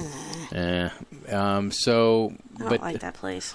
What did you think about the seating when we went to go see, was it Riff Tracks? Yeah. Samurai Cop. Mm-hmm. He speaks fluent Japanese. Never spoke a word of Japanese. But the seating, I mean, I know the movie was crappy, but in a fun way. The only thing that I don't like about the seating is the fact that it's reserved, and that means some moron is going to sit next to you. Well, there's going to be some moron. I don't like sitting next to people. Well, I don't like people. Then, the only thing I could tell you is maybe you should sit in the handicap spot because there's two seats, and then you've got... nothing. Yeah. Well, we sat where we normally seat, and, so basically, the theater that's physically closest to us is in the mall, and it has switched to all-electric recliner lounger seating. Which was nice. But when you buy tickets, you have to pick where you want to sit. It's like going to watch a live performance of your favorite rock band or something like that. So it was nice. It's kind of like being at home. Mm-hmm. Well, we both have recliners, and you just hit the little button, and you're just like all the way back. Yeah, it's nice. It would have been nicer if there had not been someone sitting next to me. Once again, there was nobody sitting to the left of me. Oh, I guess I could have sat over there. You could have, but should have said so. Normally, I like you sitting to the right of me because that's my better ear. Well, I try not to talk to you during. Well, no, I just occasionally I might say, "Hey, did you catch that part? That's funny," or That was fun. Or I will make jokes during the riff tracks and tell you stuff. And that was such a bad movie. They don't watch good movies, but I mean, oh my goodness. But that was a good bad movie. Yeah, to watch in a recliner. Yes. Now the next one we'll go back to Edwards and Which what is it? The Five Doctors. Well, we've got the shorts. No, it's the summer. We got the Summer of Shorts where they watch all shorts, and then in August they will riff the Five Doctors, Doctor Who. Mm-hmm. Which I'm looking forward. I'm looking forward to both of them. I enjoy. Love riff tracks. I just can't take you to riff tracks when they're doing Santa versus the Martians. And you will never let it go till one of us dies. Well, you were very sleepy that day. And if I fall asleep in the movie, something's wrong. There's something wrong with me. You fell asleep. And he was never going to ever let me live it down. Full disclosure, I was looking forward to House on Haunted Hill with... now I can't even think of the actor. Vincent Price? Yeah, Vincent Price. That was pretty good. I love that movie. However, I kind of, towards the end, was like... nodding out because I was just extremely tired that particular day. So anyway, where are we going from here? I'm just thinking about how much I want you to do that, and I'm going to wait till you get your deep, and I'm just going to slap you across the face. So, I read today that Pandora is trying to make their comeback to compete with Spotify and Apple Music. So they just launched their own $10 a month subscription service for iPhone and Androids. And what they're banking on the fact that their app is going to be so much simpler and easier to use, and they have a larger catalog than the other two because they have years and years of data to pull from and playlists that can be more suited to your taste. Now, but what they're missing is a desktop experience for the premium service. They don't have that yet. And of course, Spotify has that new Discover Weekly feature, and an Apple has their own exclusives that are appealing to people. So Pandora's betting that people just want something easy to use. So I guess time will tell. But I personally have no problem with Spotify, my premium service. So I'll just probably stick with that. Well, I love Spotify.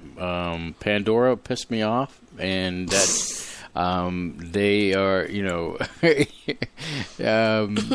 as an artist, a musician artist, I had one album posted to Pandora, and they would not let me post. You had to manually send them a copy on a CD to Pandora, and then to get them to approve it, and then to allow them to play it on their thing.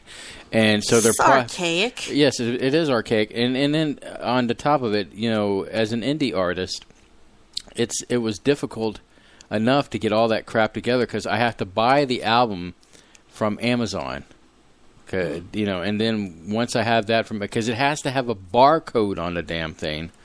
And then after you've done all that, watch your profanity, and you send it to Pandora, they say, "Well, sorry, we can't put your music on." And I said, "You've already got one of my albums out there."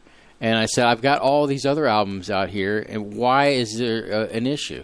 Well, it's just you're not really a big artist, and we can't really. I said, "Well, what's the incentive then for an indie artist to send you music if you're not going to be in the game to try to promote them?" So, and then you have at least iTunes and Spotify; they will put your music on there, but. I'm really trying to hold back because Pandora just really gets my goat. I wished I had my goat thing queued up here. Sweet gotten? Yeah, so, they get my goat. And they're on my list. They're on your goat-getting list. Yeah, my goat list. So there you go. Okay. I knew you'd have something to say about that. Yeah, I'm very, very passionate when it comes to that. Pandora back in the day was for me, I enjoyed using Pandora. I had the playlists and all that good stuff. Yeah, well, and that was back before Apple and Spotify. And it was a thing, something bigger, better came along. And then they've got things like Last FM now, and just, other kind of... There's plenty out there. We are hardcore Spotify listeners, and I only have iTunes as a necessity because I'm forced to have iTunes. How can I get iTunes off this phone? I don't want it. It just got to a point where I couldn't take it anymore. But I mean, there are some artists that are not on Spotify. Like, I know you're going to laugh at me, Taylor Swift. I wanted to listen to that song, "Shake It Off," and it's not on Spotify. Is that something you should be admitting out loud? I like music.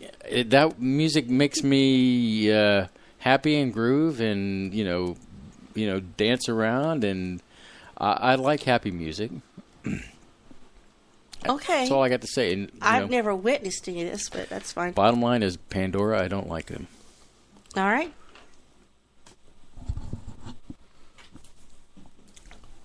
Oh, you're ready? Yeah, I'm ready. Let's move on. Okay. I think I've said everything I've got to say about Pandora. This has been brought to you by Spotify. When you want to listen to some great music, listen to Spotify. So last month, our Department of Justice charged this Lithuanian guy for fraud, aggravated identity theft, and money laundering after it was revealed that he had scammed 2 major tech companies for over $100 million by masquerading as a Taiwanese electronics manufacturer. Now, This report comes from Fortune magazine. They identified that 2 big companies got involved in this phishing scam, and their employees were victims, and the perpetrator was a 48-year-old Aviadas Rimasuskask. Don't know. He forged email addresses, invoices, contracts to swindle Facebook and Google into paying for electronic supplies. So not even the big companies are immune to phishing schemes. So these payments were sent to bank accounts in Latvia, Cyprus, Hong Kong, Slovenia, Hungary, and Lithuania. So I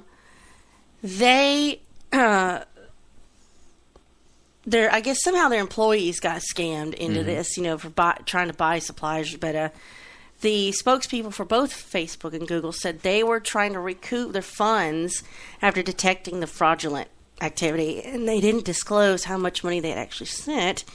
But if convicted, this guy can go to prison for 20 years for each count of fraud, money laundering, and that is 2 years for identity theft. So just goes to show even the big guys can fall. Well, speaking of the hacking community, recently Netflix was majorly hacked.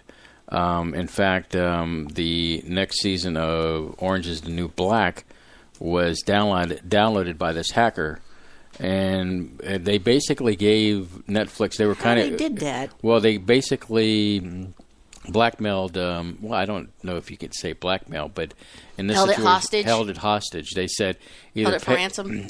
Basically pay us, or we're going to release this out there. And so Netflix, like, forget you, we're not paying you. It's like ransomware. Yeah, basically, yeah. And so, yeah, it reminds me of a ransomware. It's terrible out there. So they ended up not paying them, and the hacker group released it.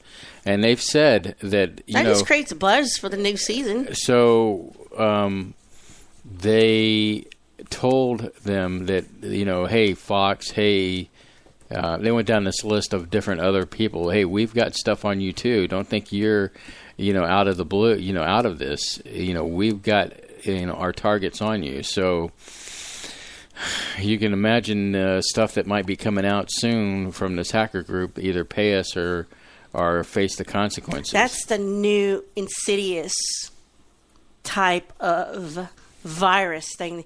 This is no longer a virus that's going to destroy your hard drive. Now hackers can get in there and just lock it up and hold your stuff for ransom. Well, I'm glad you brought that up, because they're, the typical thing now that I'm seeing in the industry, IT industry that is that these companies have that are out there can easily get hacked and hold them for ransom, either pay the ransom or whatever. Excuse me. And they say, well, okay, well, if you're going to pay the ransom, you need to pay it in Bitcoins. And so it is a thing. And those suckers ain't cheap either. Right. So basically, you got to be careful out there when you're clicking here or there, because these hackers are all over the place and can cause a major issue. So it's bad voodoo. Indeed. Try to get the next link to pop up here. So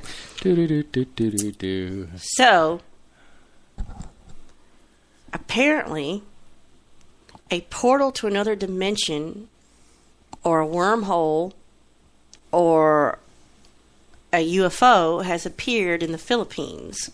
Is this another one of those things where the sky opened up and something disappeared, a UFO disappears into it, and like we've seen on a certain YouTube channel? No, I'm on an actual website. It was filmed by a woman over Padaguan City, Zamboanga in the Philippines. She uploaded it to Facebook, and it's a stunning sight. It claims to be anything from a wormhole to a portal to aliens or a paranormal phenomenon. So this footage, I'm looking at it, it's got... Basically, there's this strange cloud formation, and it has these colors coming out of the cloud, and I will put this link into the chat room. There is a video on there, but you don't have to click it. You can look at the still image on this, so you can go click that right now. It's basically like some building, and there's a bunch of utility wires, and there's a cloud up there, and it has these kind of pastel-looking blue, pink, yellow colors. And there's this guy says these colors are scientifically impossible for them to occur in clouds, I guess, naturally. I don't know if that's true. Now, who is saying the scientist? It's just a guy called Scott. Hey, there's a guy named Steve that just says that the sky shouldn't be blue. Scott is the editor of UFO Sightings Daily. Okay. So Scott says it's not possible. Well, if Scott says it's not possible, then I guess it's not possible. The easiest, most relaxing way a UFO can come close to a human community is by making itself appear as a cloud. So, there you go. Is this according to Scott? There's a small chance that the odd position of the sun and the eyewitness will allow them this rare look at a UFO observing the back. It's a magnificent alien craft we're looking at here. Scott Waring provided no evidence to back up these outlandish claims, but there's a conspiracy theory that says UFOs can conceal themselves by producing a cloud-like substance around them. But it's an interesting cloud formation, even if it isn't anything paranormal or extraterrestrial. It's still, somebody should be able to explain what that is. It is very unusual if that's not photoshopped or touched. So I just thought that was kind of interesting.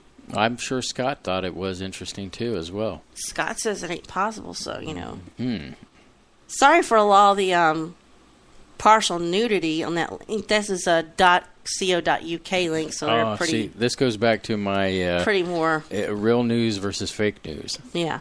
Well, I mean, I wasn't giving this a lot of credence, If your news site contains 2 double Ds, then it's probably not a real news site.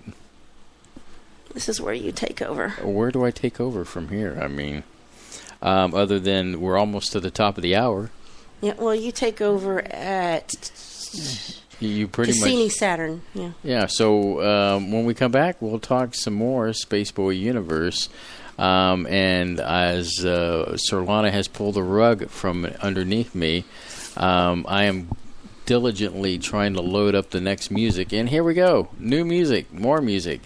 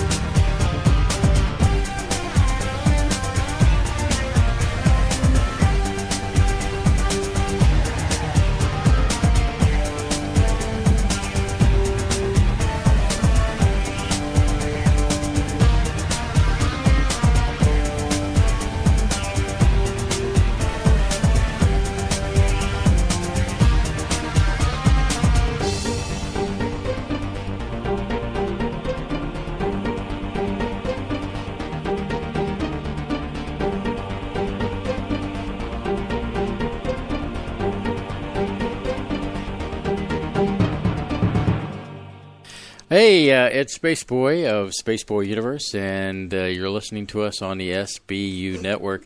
And Surlana's trying to down some chips that she's still working on. That was a song called Dash Lovo that was off my recent album, but is also going to be in a movie called The Cabin. Yes, pretty cool. Amanda Diane. Which means your real name is on movie credits on Internet Movie Database. Yes, so I need to update that with a fabulous photo. That means you are the in-credit music for an independent horror film. Yes, horror film. Horror. Yeah, so I am tickled pink because, it's just another brick in the wall, so to speak, of the universe. And so I'm very excited when I saw that, for some reason, what happened was, let me explain this real quick, Surlana, was that, you see those things that pop up on websites that say, see what you Google your name or whatever and see what they say about you. And that's a scam. And so I Googled my name, and then I think towards the top of the list, the IMDb. Thank you very much. I always get these little acronyms. I do too. And sure enough, there it was. I'm posted there. So, She needs to fill that out more, though. Or maybe she isn't finished with the movie. I need to go in and I can add picture and all that stuff. Sorry. The whole thing for The Cabin on there needs... Well, it's a work in progress. Yeah. Like I said, I told you we would cough. That's why we've been gone. So, what about Saw? Okay, hey, Dino, we're alive. So, we... Oh, spoilers. Spoiler alert, We have been watching Better Call Saul, and if you were a good, big fan, what I'm trying to say, of Breaking Bad, and you've not watched Better Call Saul, you need to go to a doctor and get your brain checked out. One, see if you have one, and then see what's wrong with it. So, we are in season 3, and you think to yourself, why would I want to watch a show where I know what's going to happen to the two main characters? I already know what's going to happen. They find a way to make you care and keep you on the edge of your seat because you want to find out, when is he going to become Saul Goodman? And Mike gets more heartbreaking because you get so invested and more invested and really get to root for him, and you know what's going to happen to him. Well, it's kind of like with Star Wars. You wonder what Darth Vader's backstory was, and you find out. I'm not saying that it's the exact same thing, but it parallels in the sense that you already know what the future is, and what we get out of Better Call Saul is. We know what the future is according to Breaking Bad, but we have a future beyond Breaking Bad. Well, somebody just says, I don't know what that is. Well, there was a TV show called Breaking Bad, and it was about a guy that has lung cancer, and he doesn't know how to fund it because he's a high school teacher. Played by the guy from Malcolm in the Middle. Bryan Cranston. So he gets this notion, because he's a science teacher, he can make meth better than the local meth head. So, in fact, he does, and he finds a way to make the best meth that anyone's ever made ever in the history of the world, and they sell it, and he finds a way to bankroll his cancer treatments and take care of his entire family way after he's gone. Say my name. And so somewhere in the process, he gets hooked up with this ambulance kind of pseudo-sleazy lawyer called Saul Goodman, which we find out later is not his real name. So he was such an engaging, funny, kind of comic relief character. They had the idea, well, let's take that character, Saul, the lawyer, and give him his own show. And then let's also take one other character from Breaking Bad, Mike, who is sort of like the older, dirty henchman. And also look at his backstory. But see, now you know what's going to happen to these guys. Now you're looking at what happened before Breaking Bad. And how do you get interested in characters when you already know how it's going to end? Well, I think it's the excitement of knowing, okay, I know what this character is going to develop into. It's the process of seeing this character develop into that situation. But there's things about it that I've never noticed until I saw Breaking Bad. I have never seen a TV show that just, maybe it's because it's Albuquerque and it's New Mexico. New Mexico has stunning visuals if you just go there, right? They use the backdrop of Albuquerque, like exterior scenes, like it's a character in the show. They show these gorgeous cinematic scopes when they're just trying to set up a scene. The way they light a scene, set up a scene, the way they use the landscape, and they did that in Breaking Bad too, is just absolutely amazing. And of course, if you were a big fan of Breaking Bad, you could pick out things and saw little Easter eggs. Some of the drug cartel, you see their backstory, and you see where all these things are starting to merge and head up toward the Breaking Bad timeline. There's another factor you haven't said here is that characters that are in Better Call Saul that are not in Breaking Bad, so it makes you wonder, where did they go? What happened to them? You're like, okay, so this person wasn't Breaking Bad, but they're pivotal here, and it's just really interesting. They make us care about these new people, and you're like, well, geez, what's going to happen to them? You know, and we're waiting. They're ramping it up, and they're ramping it up, and they're ramping it up.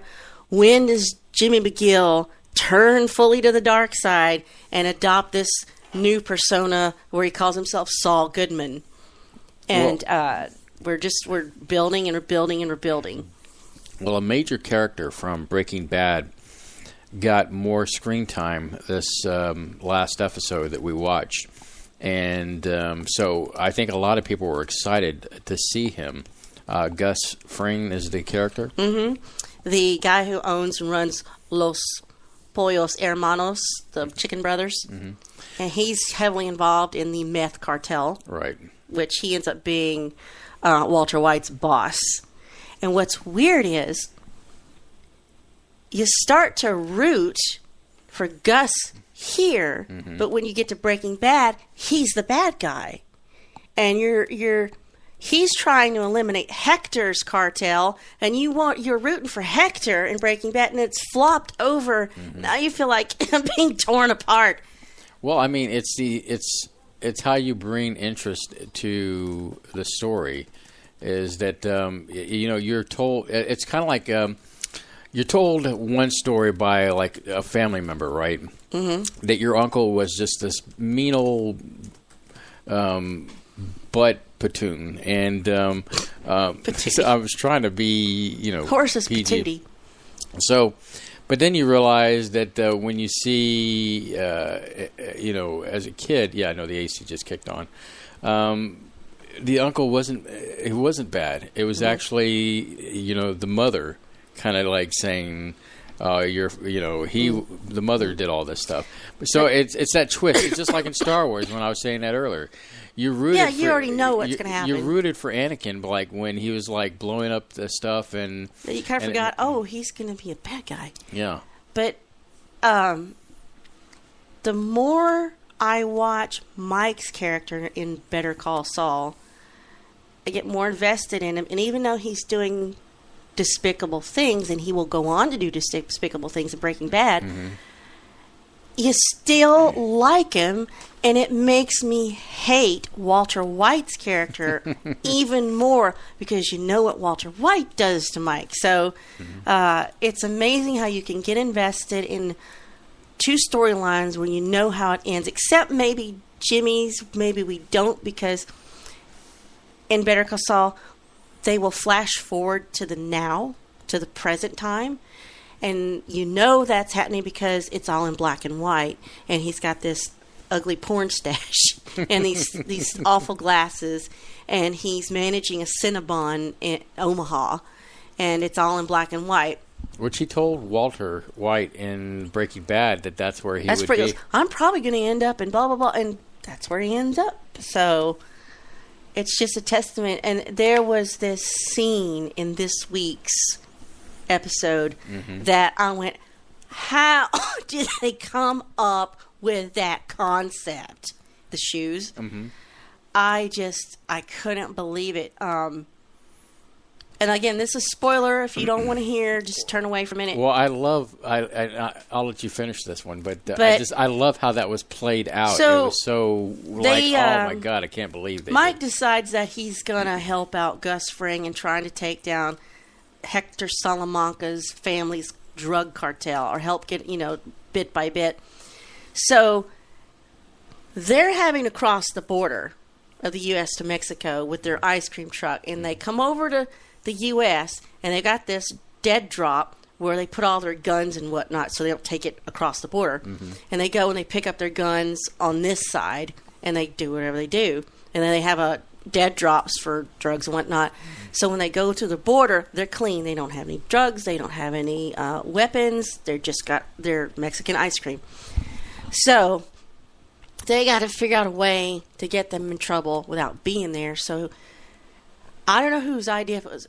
I think it was Mike's. You think it was Mike's idea to do this? What, to go... to do the shoes and the... Well, I got the impression that... was it Fring? I don't... Because he didn't tell him to do anything. I thought after that conversation... He says, no, I'm not done with Hector. He's like, no, I'm not. He's like, I guess, and they made a deal. So... Let's say it's Mike. He gets this idea. He goes and gets this god-awful pair of high-top sneakers. I thought they looked kind of cool looking. Which they made 12 of them. They have a shoemaker they do in Hollywood, and they made 12 prop shoes just for this. So he goes to this Mexican doctor and this free clinic, and it's all been prearranged, and he picks up some drugs like meth in a little small package, and he wads it up into a ball, and he sticks it way down into the toe of one of these sneakers. And then he ties the shoelaces together, and he throws them up onto the utility pole wire. You know how you go through and you'll see shoes up on the utility pole wire? Well, urban legend says that's to let rival drug gangs know that this city has been covered by a drug gang already. So he waits for the ice cream truck to come get their dead drop. They come pick up, or they're dropping off their guns. And so he's waiting on a bluff high above, and he's shooting off this hunting rifle. And they're like, are we being shot at? And he's like, no, I think it's hunters. So he's like periodically firing shots so they'll get used to hearing a gun. And they won't be suspicious. They're like, well, I think it's just hunters because they can't see where it's coming from. They don't see anybody. So they get back in their truck, after they did what they had to do, and they get back to the rescue truck, and they're headed back. So they drive under the wires that have these shoes, and Mike is like a sharpshooter, and he takes this rifle, and he shoots the toe on one of these shoes, and the drugs sprinkle down onto the back, just as the truck's moving away, onto the back of it. They go to the border, they get out, and they're waiting, because they always have a good time at the border. They never have a problem. And the drug dog sniffs it and senses it, and they arrest the guys. It's like an, oh, snap. So it's on, And then there's the stuff that goes on with Jimmy/Saul, but wasn't near as interesting as what Mike was doing. Well, apparently Mike's episode, what Mike is supposed to be the B part of the story, but it is more like now, the Mike A. was the henchman for Gus Fring in Breaking Bad. That's how we know him. So now we're seeing the beginning of Fring and Mike's business relationship. I really get the impression that Mike really helps out Fring develop his drug empire. But Saul/Jimmy knew Mike before the Breaking Bad, so now we're seeing how they intertwine. Right. It's a really good show. It's well written. It's thought provoking. It'll keep you guessing. It'll keep you thinking. So if you want something to get your teeth into. If you haven't watched Breaking Bad, and now would be a good time to binge watch it. Next, it's all out there. And then kind of backtrack into this show. It's just well put together. It's the same, all the same people who wrote, edited, directed. They're all there. The same So writers. you got great story. You got great cinematography. I mean, overall, it's a great show to watch. I mean, I saw things I'm like, ooh, I would love to see this in person. The skies are gorgeous. Just everything. Mm-hmm. What are you looking at? I'm just looking over there, and now I'm looking over here. During the break, I was like looking. I'm sorry, Don't make me laugh. I had pug eyes there for a second. You know how pugs look? Where it's one eye off into the distance, and I recall we had like, one. What in the world are you looking at? So no, I happened to I was checking to see what's coming out movie wise. December you've got Star Wars. I'm looking forward to that. The Last Jedi. I've heard people talk about how it's different, but different, not necessarily bad. Just not your typical. I'm not invested in Star Wars That's like fine. I was when I was a kid. I know you. I have tried to get you to watch the last. I am gonna watch it. I'll watch it before December. I promise. Did you watch? You were with me with Rogue One. Yeah, right? I went to Rogue One with you, and it was good, and I liked it. And what I want to do is I want to sit down and watch it again, so I can go right into number 4. Yeah, New Hope. Yeah. Yeah, it's amazing how I the other day watched the ending of Rogue One, and then I watched A New Hope, and does it flow seamless? Yeah, in fact, there was a guy on the internet that put the two back to back, and it's awesome. I mean, even getting past the CGI stuff with Princess Leia. But it was quick. It was so quick it shouldn't be that bad. But even at that, they had, just like with the other character, Tarkin.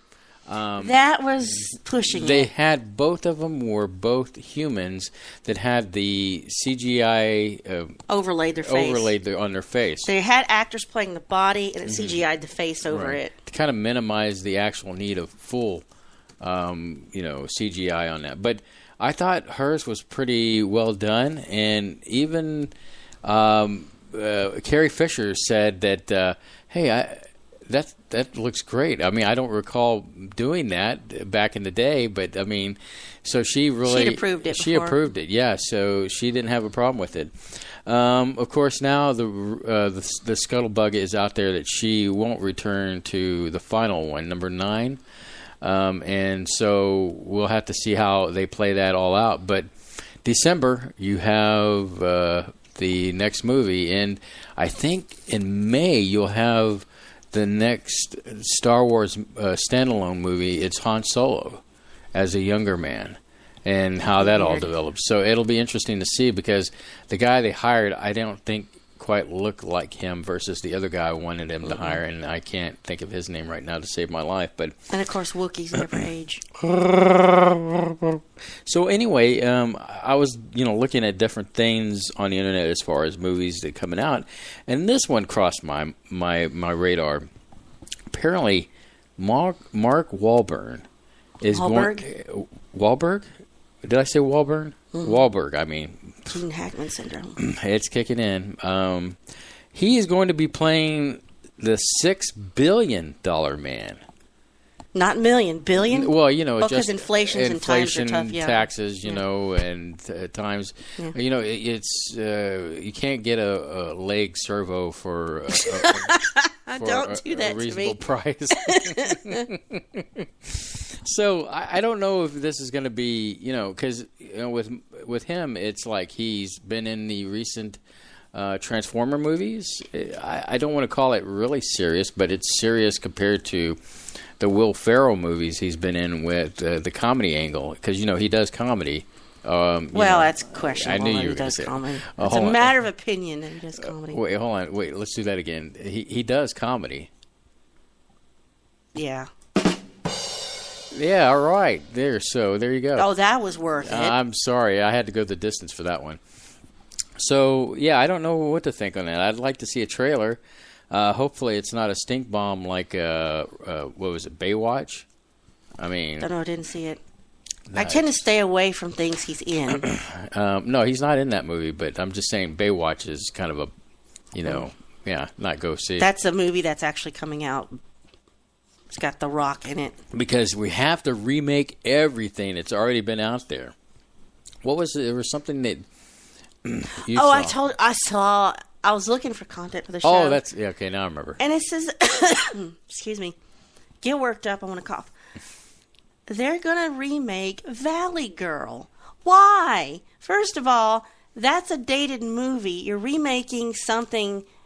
You know, the concept of Valley Girls and Valley Speak is rather dated. Two, the movie was perfectly charming, and it doesn't need to be remade. The only thing that needs to be remade is the poster art that they have back then promoting the original Valley Girl, because the girl in the poster art looks nothing like the girl that actually played the Valley Girl. I never understood that. And that is Nicolas Cage, a young Nicolas Cage. This reminds me of... great music in that, by the way. Well, it reminded me of something before Surlana just kicked me off my memory chair here. Well, you started. Okay, we're talking about Valley Girl. And, Jurassic... Oh, what's his face is going to be in the next Jurassic World? What's his face? See, I'm Googly Eye guy. I'm the forgetful one here. Jeff Goldblum. Yes. Jeff Googly Eye Goldblum. Will he be all Cronenberg? I don't know. Just as long as he keeps his shirt on, I'm okay with it, you know. So, man, where did I get to remember what I was going to say about... Was it, like, Star Wars related? Was it Guardians of the Galaxy 2? Well, that's a cool thing. I want to see the Guardians of the Galaxy 2 thing. I guess Wonder Woman. It must have been because I'm tired of remakes and reboots, and you know, it's like, come on. I mean, there's another movie that I can't think of the name that you're going to be talking about on Sweet Tea and Sarcasm. Fifth Element. Valerian, City of a Thousand Planets. Yes, that looks very awesome. See, that's a cool movie. That's unique. It's different. Something that hasn't been shown before. That I'd pay $1 to go see. I'd buy that for $1. Oh, hey, we've got a thingamajiggy here. I wonder who it could be. Maybe they don't have a caller. You're here. Caller, you're on the air. Hello, how are you guys doing? My voice just came back after 2 days. So did mine. I lost mine for 4 days. You don't think it had anything to do with chemtrail spraying? Because I noticed that the other day, and then it was kind of the weather had cleared up, and then I went into work yesterday morning, and suddenly I couldn't talk. Well, you know, and I just finally came back. Clue what chemtrails are. Well, Dino, I think that's interesting you bring that up, because I have, been getting that crap feeling, and I have seen kind of a haze here in Houston.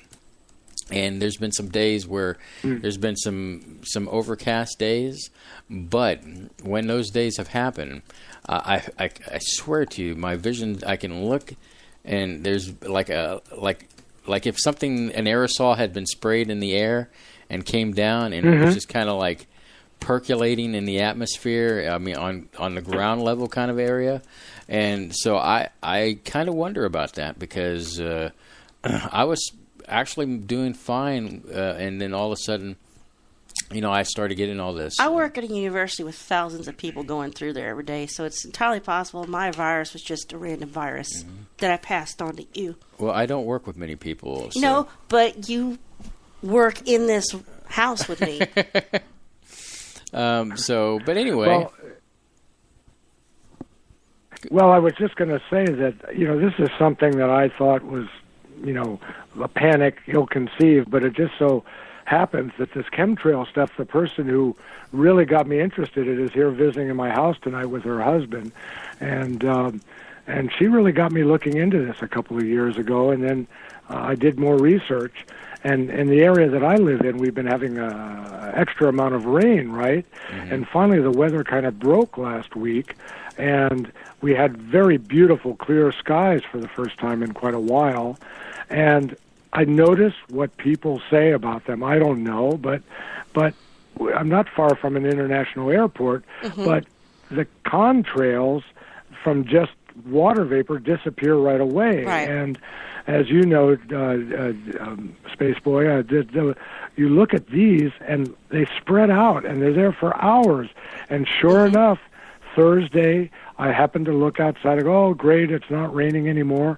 And there were several directions of these, and I even saw a couple of jets spewing vapor behind them. And I said, it can't be that much water vapor. Mm-hmm. And then the next morning I woke up, and so who knows? Circumstantial, I don't know. Well, I have seen the patterns in the sky before.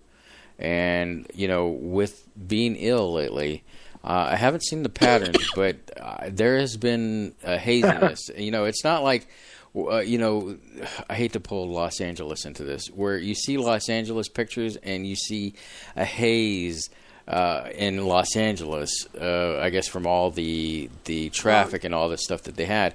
Here in Houston, we don't usually have any kind of like that ozone. We have air quality alerts, but we don't have like smog, haze. Smog, yeah. It's visible. not like where you can't even see downtown.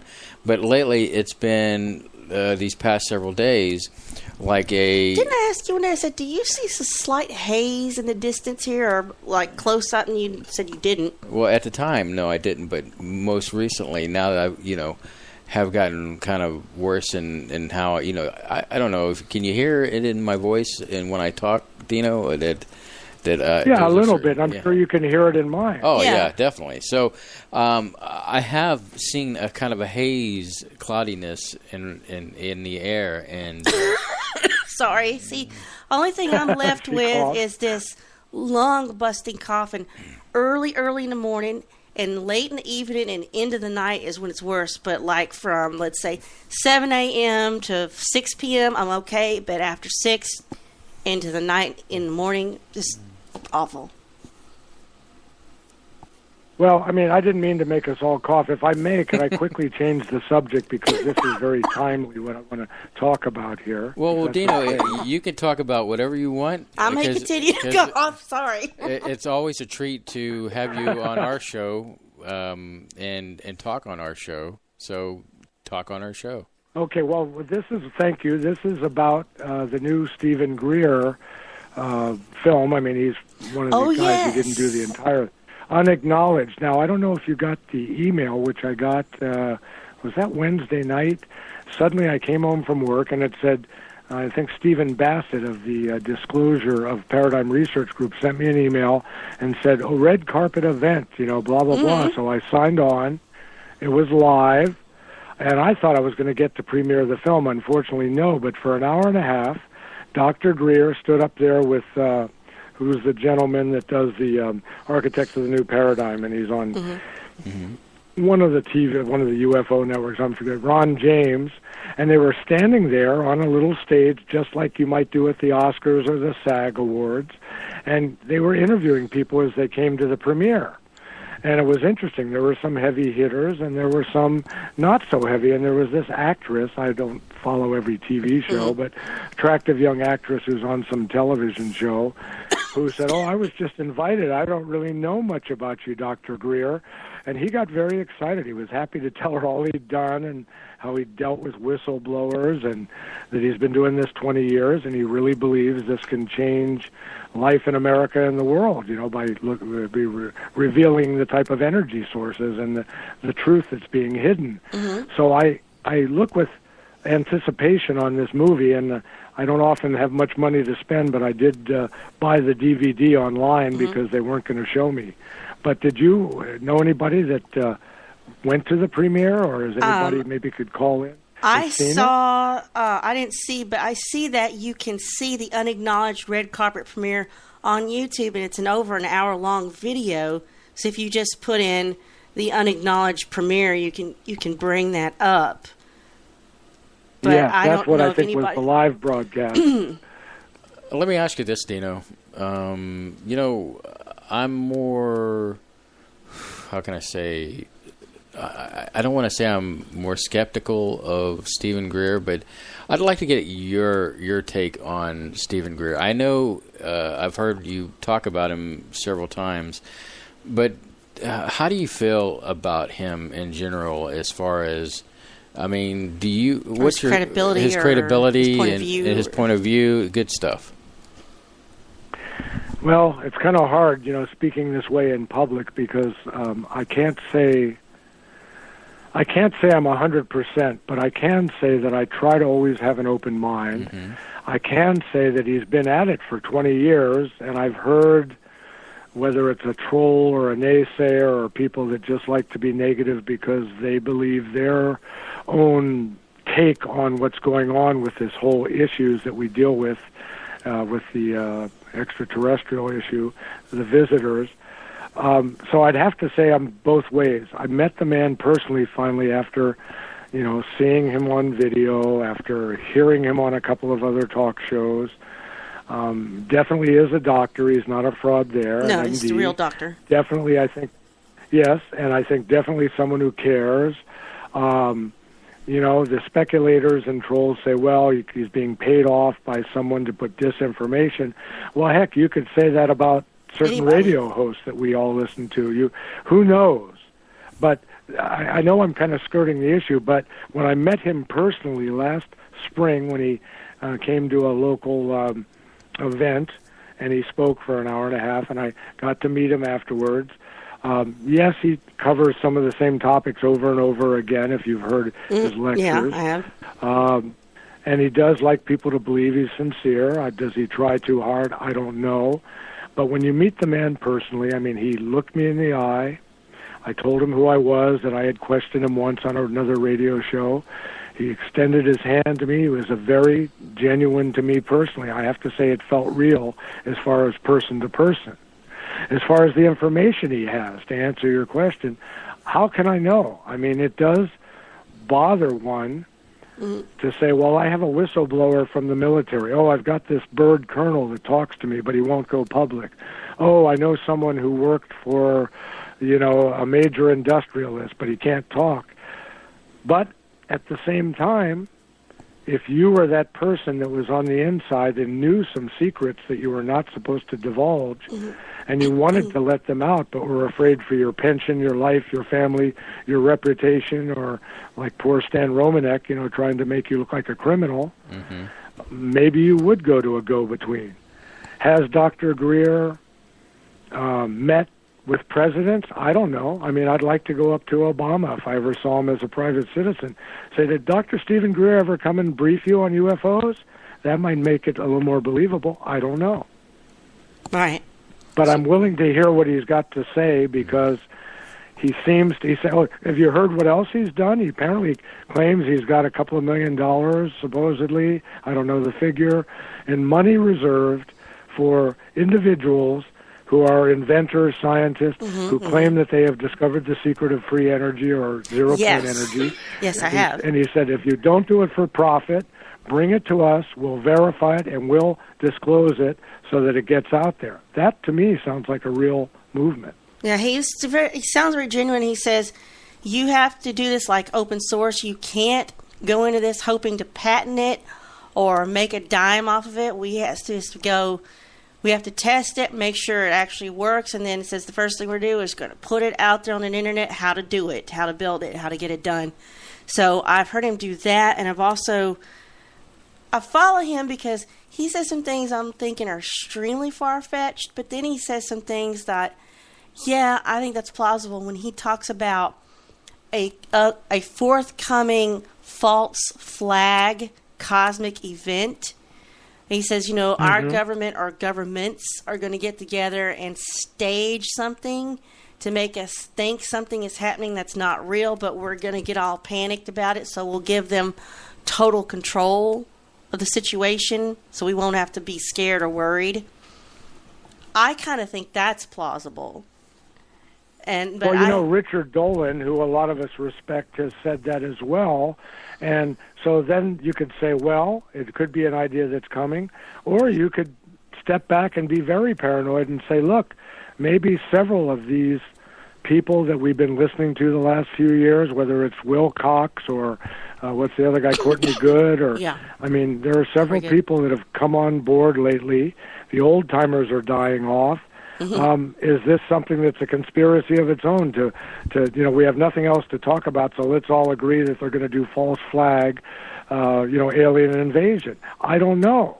But again, I'll be open-minded to watch this film acknowledged, and then I'll give you my opinion. Well, I saw the serious one because, you know, you can actually see that bootleg on YouTube. But Naughty. Yeah, well, it's there. I'm minding my own business. But I've watched him give lectures, and he's a fascinating individual. And you know what he sounds like when he talks? He sounds like, what's that? I'm just a simple country doctor. And then I heard some interesting opinions about him that I won't repeat here because I don't have permission. Mm-hmm. But that I didn't know. So I kind of get a little backstory on him. But he's just got a wealth of information. A lot of it he can't tell you who it came from because he kind of has to wait till these people die off. Or, you know, and the ones he says he does try to meet with, it'll leak out and that person will end up dead.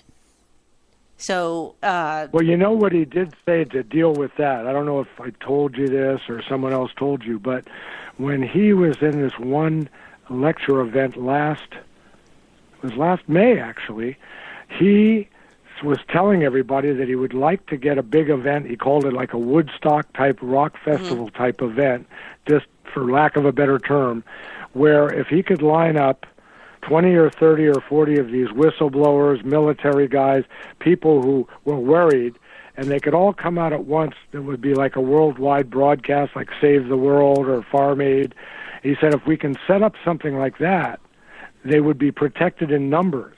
And if he could do that, a lot of whistleblowers, you know, if everybody's coming out at once and it's most of the media sees it around the world, then they can't punish or give retribution to people that are trying to speak the truth.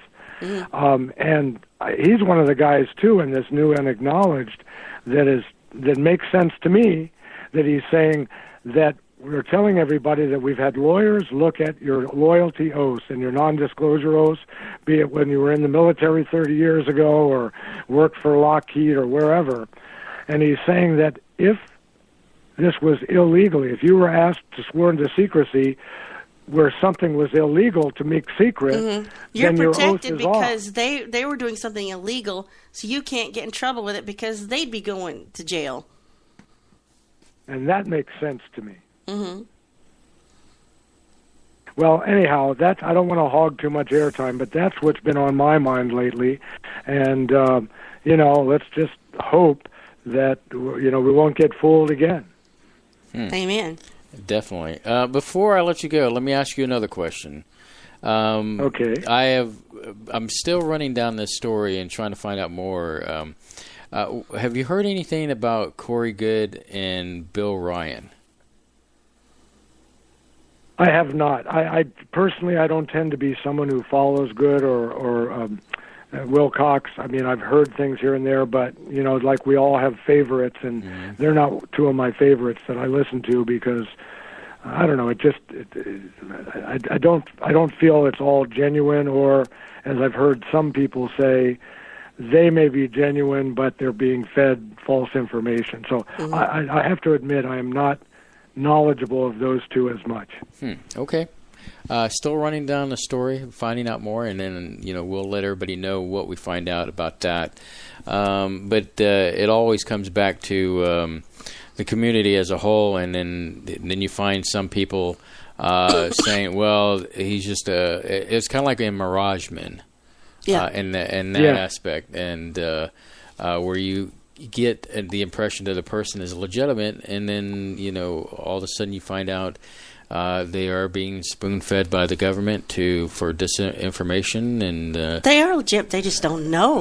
Well, in that case, they made him really believe 100% that it was one way, and it was not. Evil. Yeah, it was pure evil on that. Yeah, for listeners who don't know, that is, I think you can watch that on YouTube now. It was an actual movie, documentary called Mirage Man, and the guy admitted, one of the guys, that he was set up by the government to find a researcher, I think, that was dealing with energy or UFOs or something, to lead the guy on and lead him down a garden path on purpose to throw him off the trail. Yeah, I believe Linda. It's almost like they did it like gleefully too. Linda Moulton Howe was. Yeah, she was pulling into that, and I think that she was not happy in the slightest. That was actually offshoots from the whole Dulce thing too.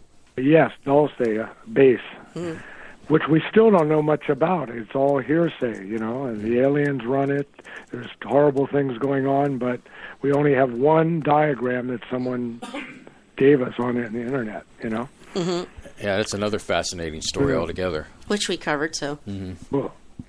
Well, don't fly your drone over Area 51. That's all I have to. That's my advice for tonight. Good advice, sir. Good advice. And you know, it's glad that you're doing better. But we want you 100% because you know we love you here at the Universe. Thank you. You guys have a wonderful evening. We'll be in touch. All right, Dino. Take care. Bye, Dino. Good night. Always a treat to get a call from Dino. Yeah. That's this whole losing your voice thing got around, huh? Indeed. Got cold all of a sudden. Well, I turned down the, I pumped it up because I was cold myself, which you thought I was definitely. Oh, I thought if you say you're cold, then you must be sick. Because I was like, get you to a doctor. You're never cold. Well, I'm usually generating a lot of BTUs, and I'm telling you, we could run a spaceship off of your body heat or something, you know. All right, so where do we go from here? I mean, do you want to take a last little musical break and finish off the show? I mean, you know. Let's see here. Let me see what I got here. Here, we're going to do this one. K28, this is for you.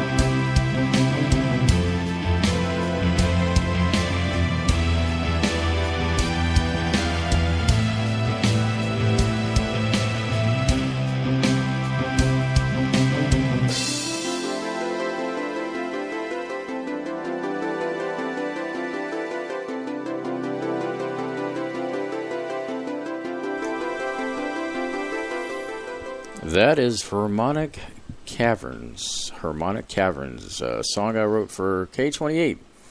I guess you could call it his song, and I know he gets excited when he hears it.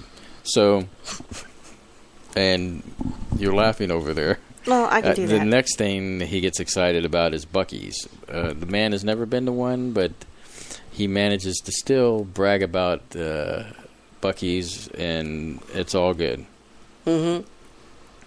Well, it's only about, let's see what, we got like 9 minutes left here. About 9 minutes. One more good cough for you all. Let's do a recap. Well, before you do, I just wanted to bring up this thing, speaking of K28. K28, the movie The Circle. I was just reading that it is the worst opening weekend for Tom Hanks in a movie. So your Circle didn't break out the box office. So I'm sorry to tell you that it didn't work out too well. So anyway, Surlana, you were saying? Well, I'm just going to recap what we said at the beginning of the hour. Next Saturday night is May 6th. We're taking it off because we've got to prep for May 12th through 14th, which is the 3-day extravaganza of being at Comic Palooza, if we don't die there. So our goal there is to bring you some content while we're there. Be watching our social media accounts. That's Instagram, Facebook, Twitter. Where else are we? God, I've got to update the website. And I don't know what our plans are for Spaceboy Universe during Comic Palooza, but you'll get informed somehow. Yeah, as we move closer to that time, you'll know. Just keep looking at our Twitter wall, Facebook, all that good stuff that we put out there. You'll be informed that way. Of course, the website, I'm sure at some point Surlana will put some stuff out there. Yeah. We'll do something tomorrow. We had a topic for April 22nd that we missed. I'm going to push that down maybe into May. And then we had one for tonight we were supposed to have done. I'll push that down into May, and which was alien races, and then transhumanism, and then we'll get some maybe another tech show. And then guess what? In June, we're going to do Great Women of History Volume 2. So that's some stuff to look forward to. So stick with us. I know the next 2 Saturdays might be a little strange, but we'll be coming back, May 20th, loud and strong, and from then on. So, another thing, again, be watching our social media for announcements of when I get us on Patreon and get us started there. And if you become one of our patrons, you'll get some exclusive content. I'm going to work on some things with Spaceboy to get him doing some entertaining videos. We'll be able to get you some exclusive things. Give us your ideas about what you would like to receive as perks for being a patron. Mm-hmm. And that could be anything from branded logo Spaceboy Universe stuff to Spaceboy music, tracks, MP3s. Mm-hmm. Do you want your own custom song? Now you may have to give us a little more. I love giving away Funko Pops. So do you want a Funko Pop? Do you want a T-shirt? Books from books from Solaris or Preston Dennett. Things like that. I mean, it's a big universe. Whether history related. Do you want one of my gaming artwork pieces? And I'll have to link you to that. If you want something from there, I can get for you. Music, technology. Just something you would like as a perk for helping us out. Mm-hmm. So let us know by you can tell us on social media at the SB Universe on Twitter or at Surlana, or you can tell us at Surlana at spaceboyuniverse.com or spaceboy at spaceboyuniverse.com in an email. Give us some suggestions, ideas, or what you'd like to receive if it would help you become a patron of the show. So, and just be looking at our social media, and I'll announce that. And once it's up and running, I'll also have a link on our website. Very cool. Very cool. So, Surlana, I mean, we still have a few more minutes left. Is there anything left as far as electronic leftovers that we need to talk about? I know you wanted to talk about Capaldi. Well, you know, the original Doctor, William Hurt, I think it's William Hurt. I'm probably pulling it anyway, he's gone. Gene Hackman syndrome kicking in again. So basically, this is Peter Capaldi's last year as the Doctor. He's going to regenerate at the end of the season into the next Doctor. But before he does, there was a Doctor Who special where they did about the first Doctor, and the actor that played him, is going to reprise his role. William Hartnell? Yes, thank you. That comes from my sister. Appreciate it. Thank you. She's a fan. Yes, good. Whovian. It's always nice to have those close to your vest. So, yeah, basically, he's going to come back, the guy that played him, the first Doctor, and be a part of that final Peter Capaldi, which Peter Capaldi, if you don't know, was a huge fan as a kid of Doctor Who, so it just makes sense that he would want his departure to be somehow connected with the first Doctor. And so I'm laughing because Peter Capaldi, when he was young, was in a punk band with Craig Ferguson, who, did the Late Late Show with Craig Ferguson, which I loved. I still miss him. They did a band, and they dropped acid together, And it's funny that the one went on to be Doctor Who and one went on to be a talk show host, and he had him on the Late Late Show, Craig did, and he had Peter on before anybody knew who Peter Capaldi was. And he says, Peter, remember when I came over and dropped acid at your apartment? He goes, yeah, are we still there? We were dreaming all this. So I just wanted to point out to your sister that there was an actor that portrayed William, but the guy that portrayed William is going to be a replacement, or reprising his role in a sense of being the Doctor. So, but that's all good. You nerds, I swear. Yeah. Rick Sennett is another Whovian, and he loves Doctor Who too. Who? Rick Sennett. Who? Never heard of him. Anyway, going back to the old days of good stuff, and let's see, I'm just looking at my list here. What was that above Peter? Deadpool release dates announced. Oh, okay, Deadpool 2. Yeah, I don't have that in front of me. So, yeah, Deadpool, you'll have just to check, know it's coming. Check my wall. Stan, we talked about that. Mickey D's movie you watched. Oh, yes. Real quick, I got to see The Founder, which has Michael Keaton in it. That sounds interesting. It was quite interesting, and talks about how Ray Kroc became the founder. And in this way, I don't want to give it away. Just know this: it was a very good and interesting movie, and if you get a chance, you should definitely check it out because it was The Founder, and it shows how he basically franchised McDonald's from the brothers, and because there was two brothers that founded McDonald's. And through the whole process of him doing this franchising thing, it was just quite interesting to see the history of McDonald's and how it came to be. Cool. So if you get a chance, it was a wonderful kind of a historical piece because you root for him in the beginning, and then you realize what a snake in the grass he was. But I mean, without Ray Kroc, there would be no McDonald's as you know it.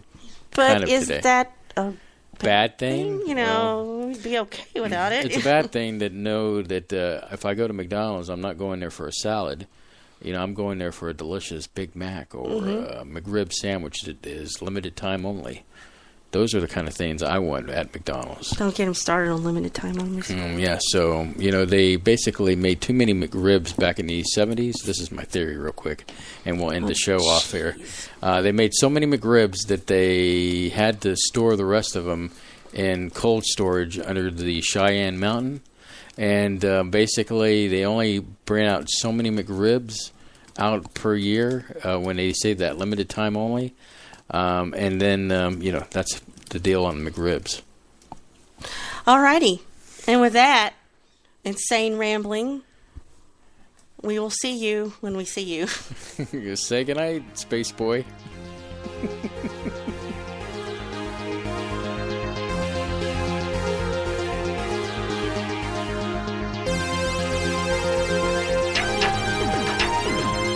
Spaceboy Universe is hosted by Spaceboy and Surlana. Executive producer is Surlana. Social media producer is Dennis Koch. Associate producer is Lee Ann Cordes. Music production is Spaceboy of SpaceboyMusic.com. Special thanks goes out to Lee Ann K, K28, Mark S, and Bob N. This has been a Spaceboy Universe production. Support the universe by exploring Spaceboy Universe with Spaceboy and Surlana. Sweet dreams, Space Cadets.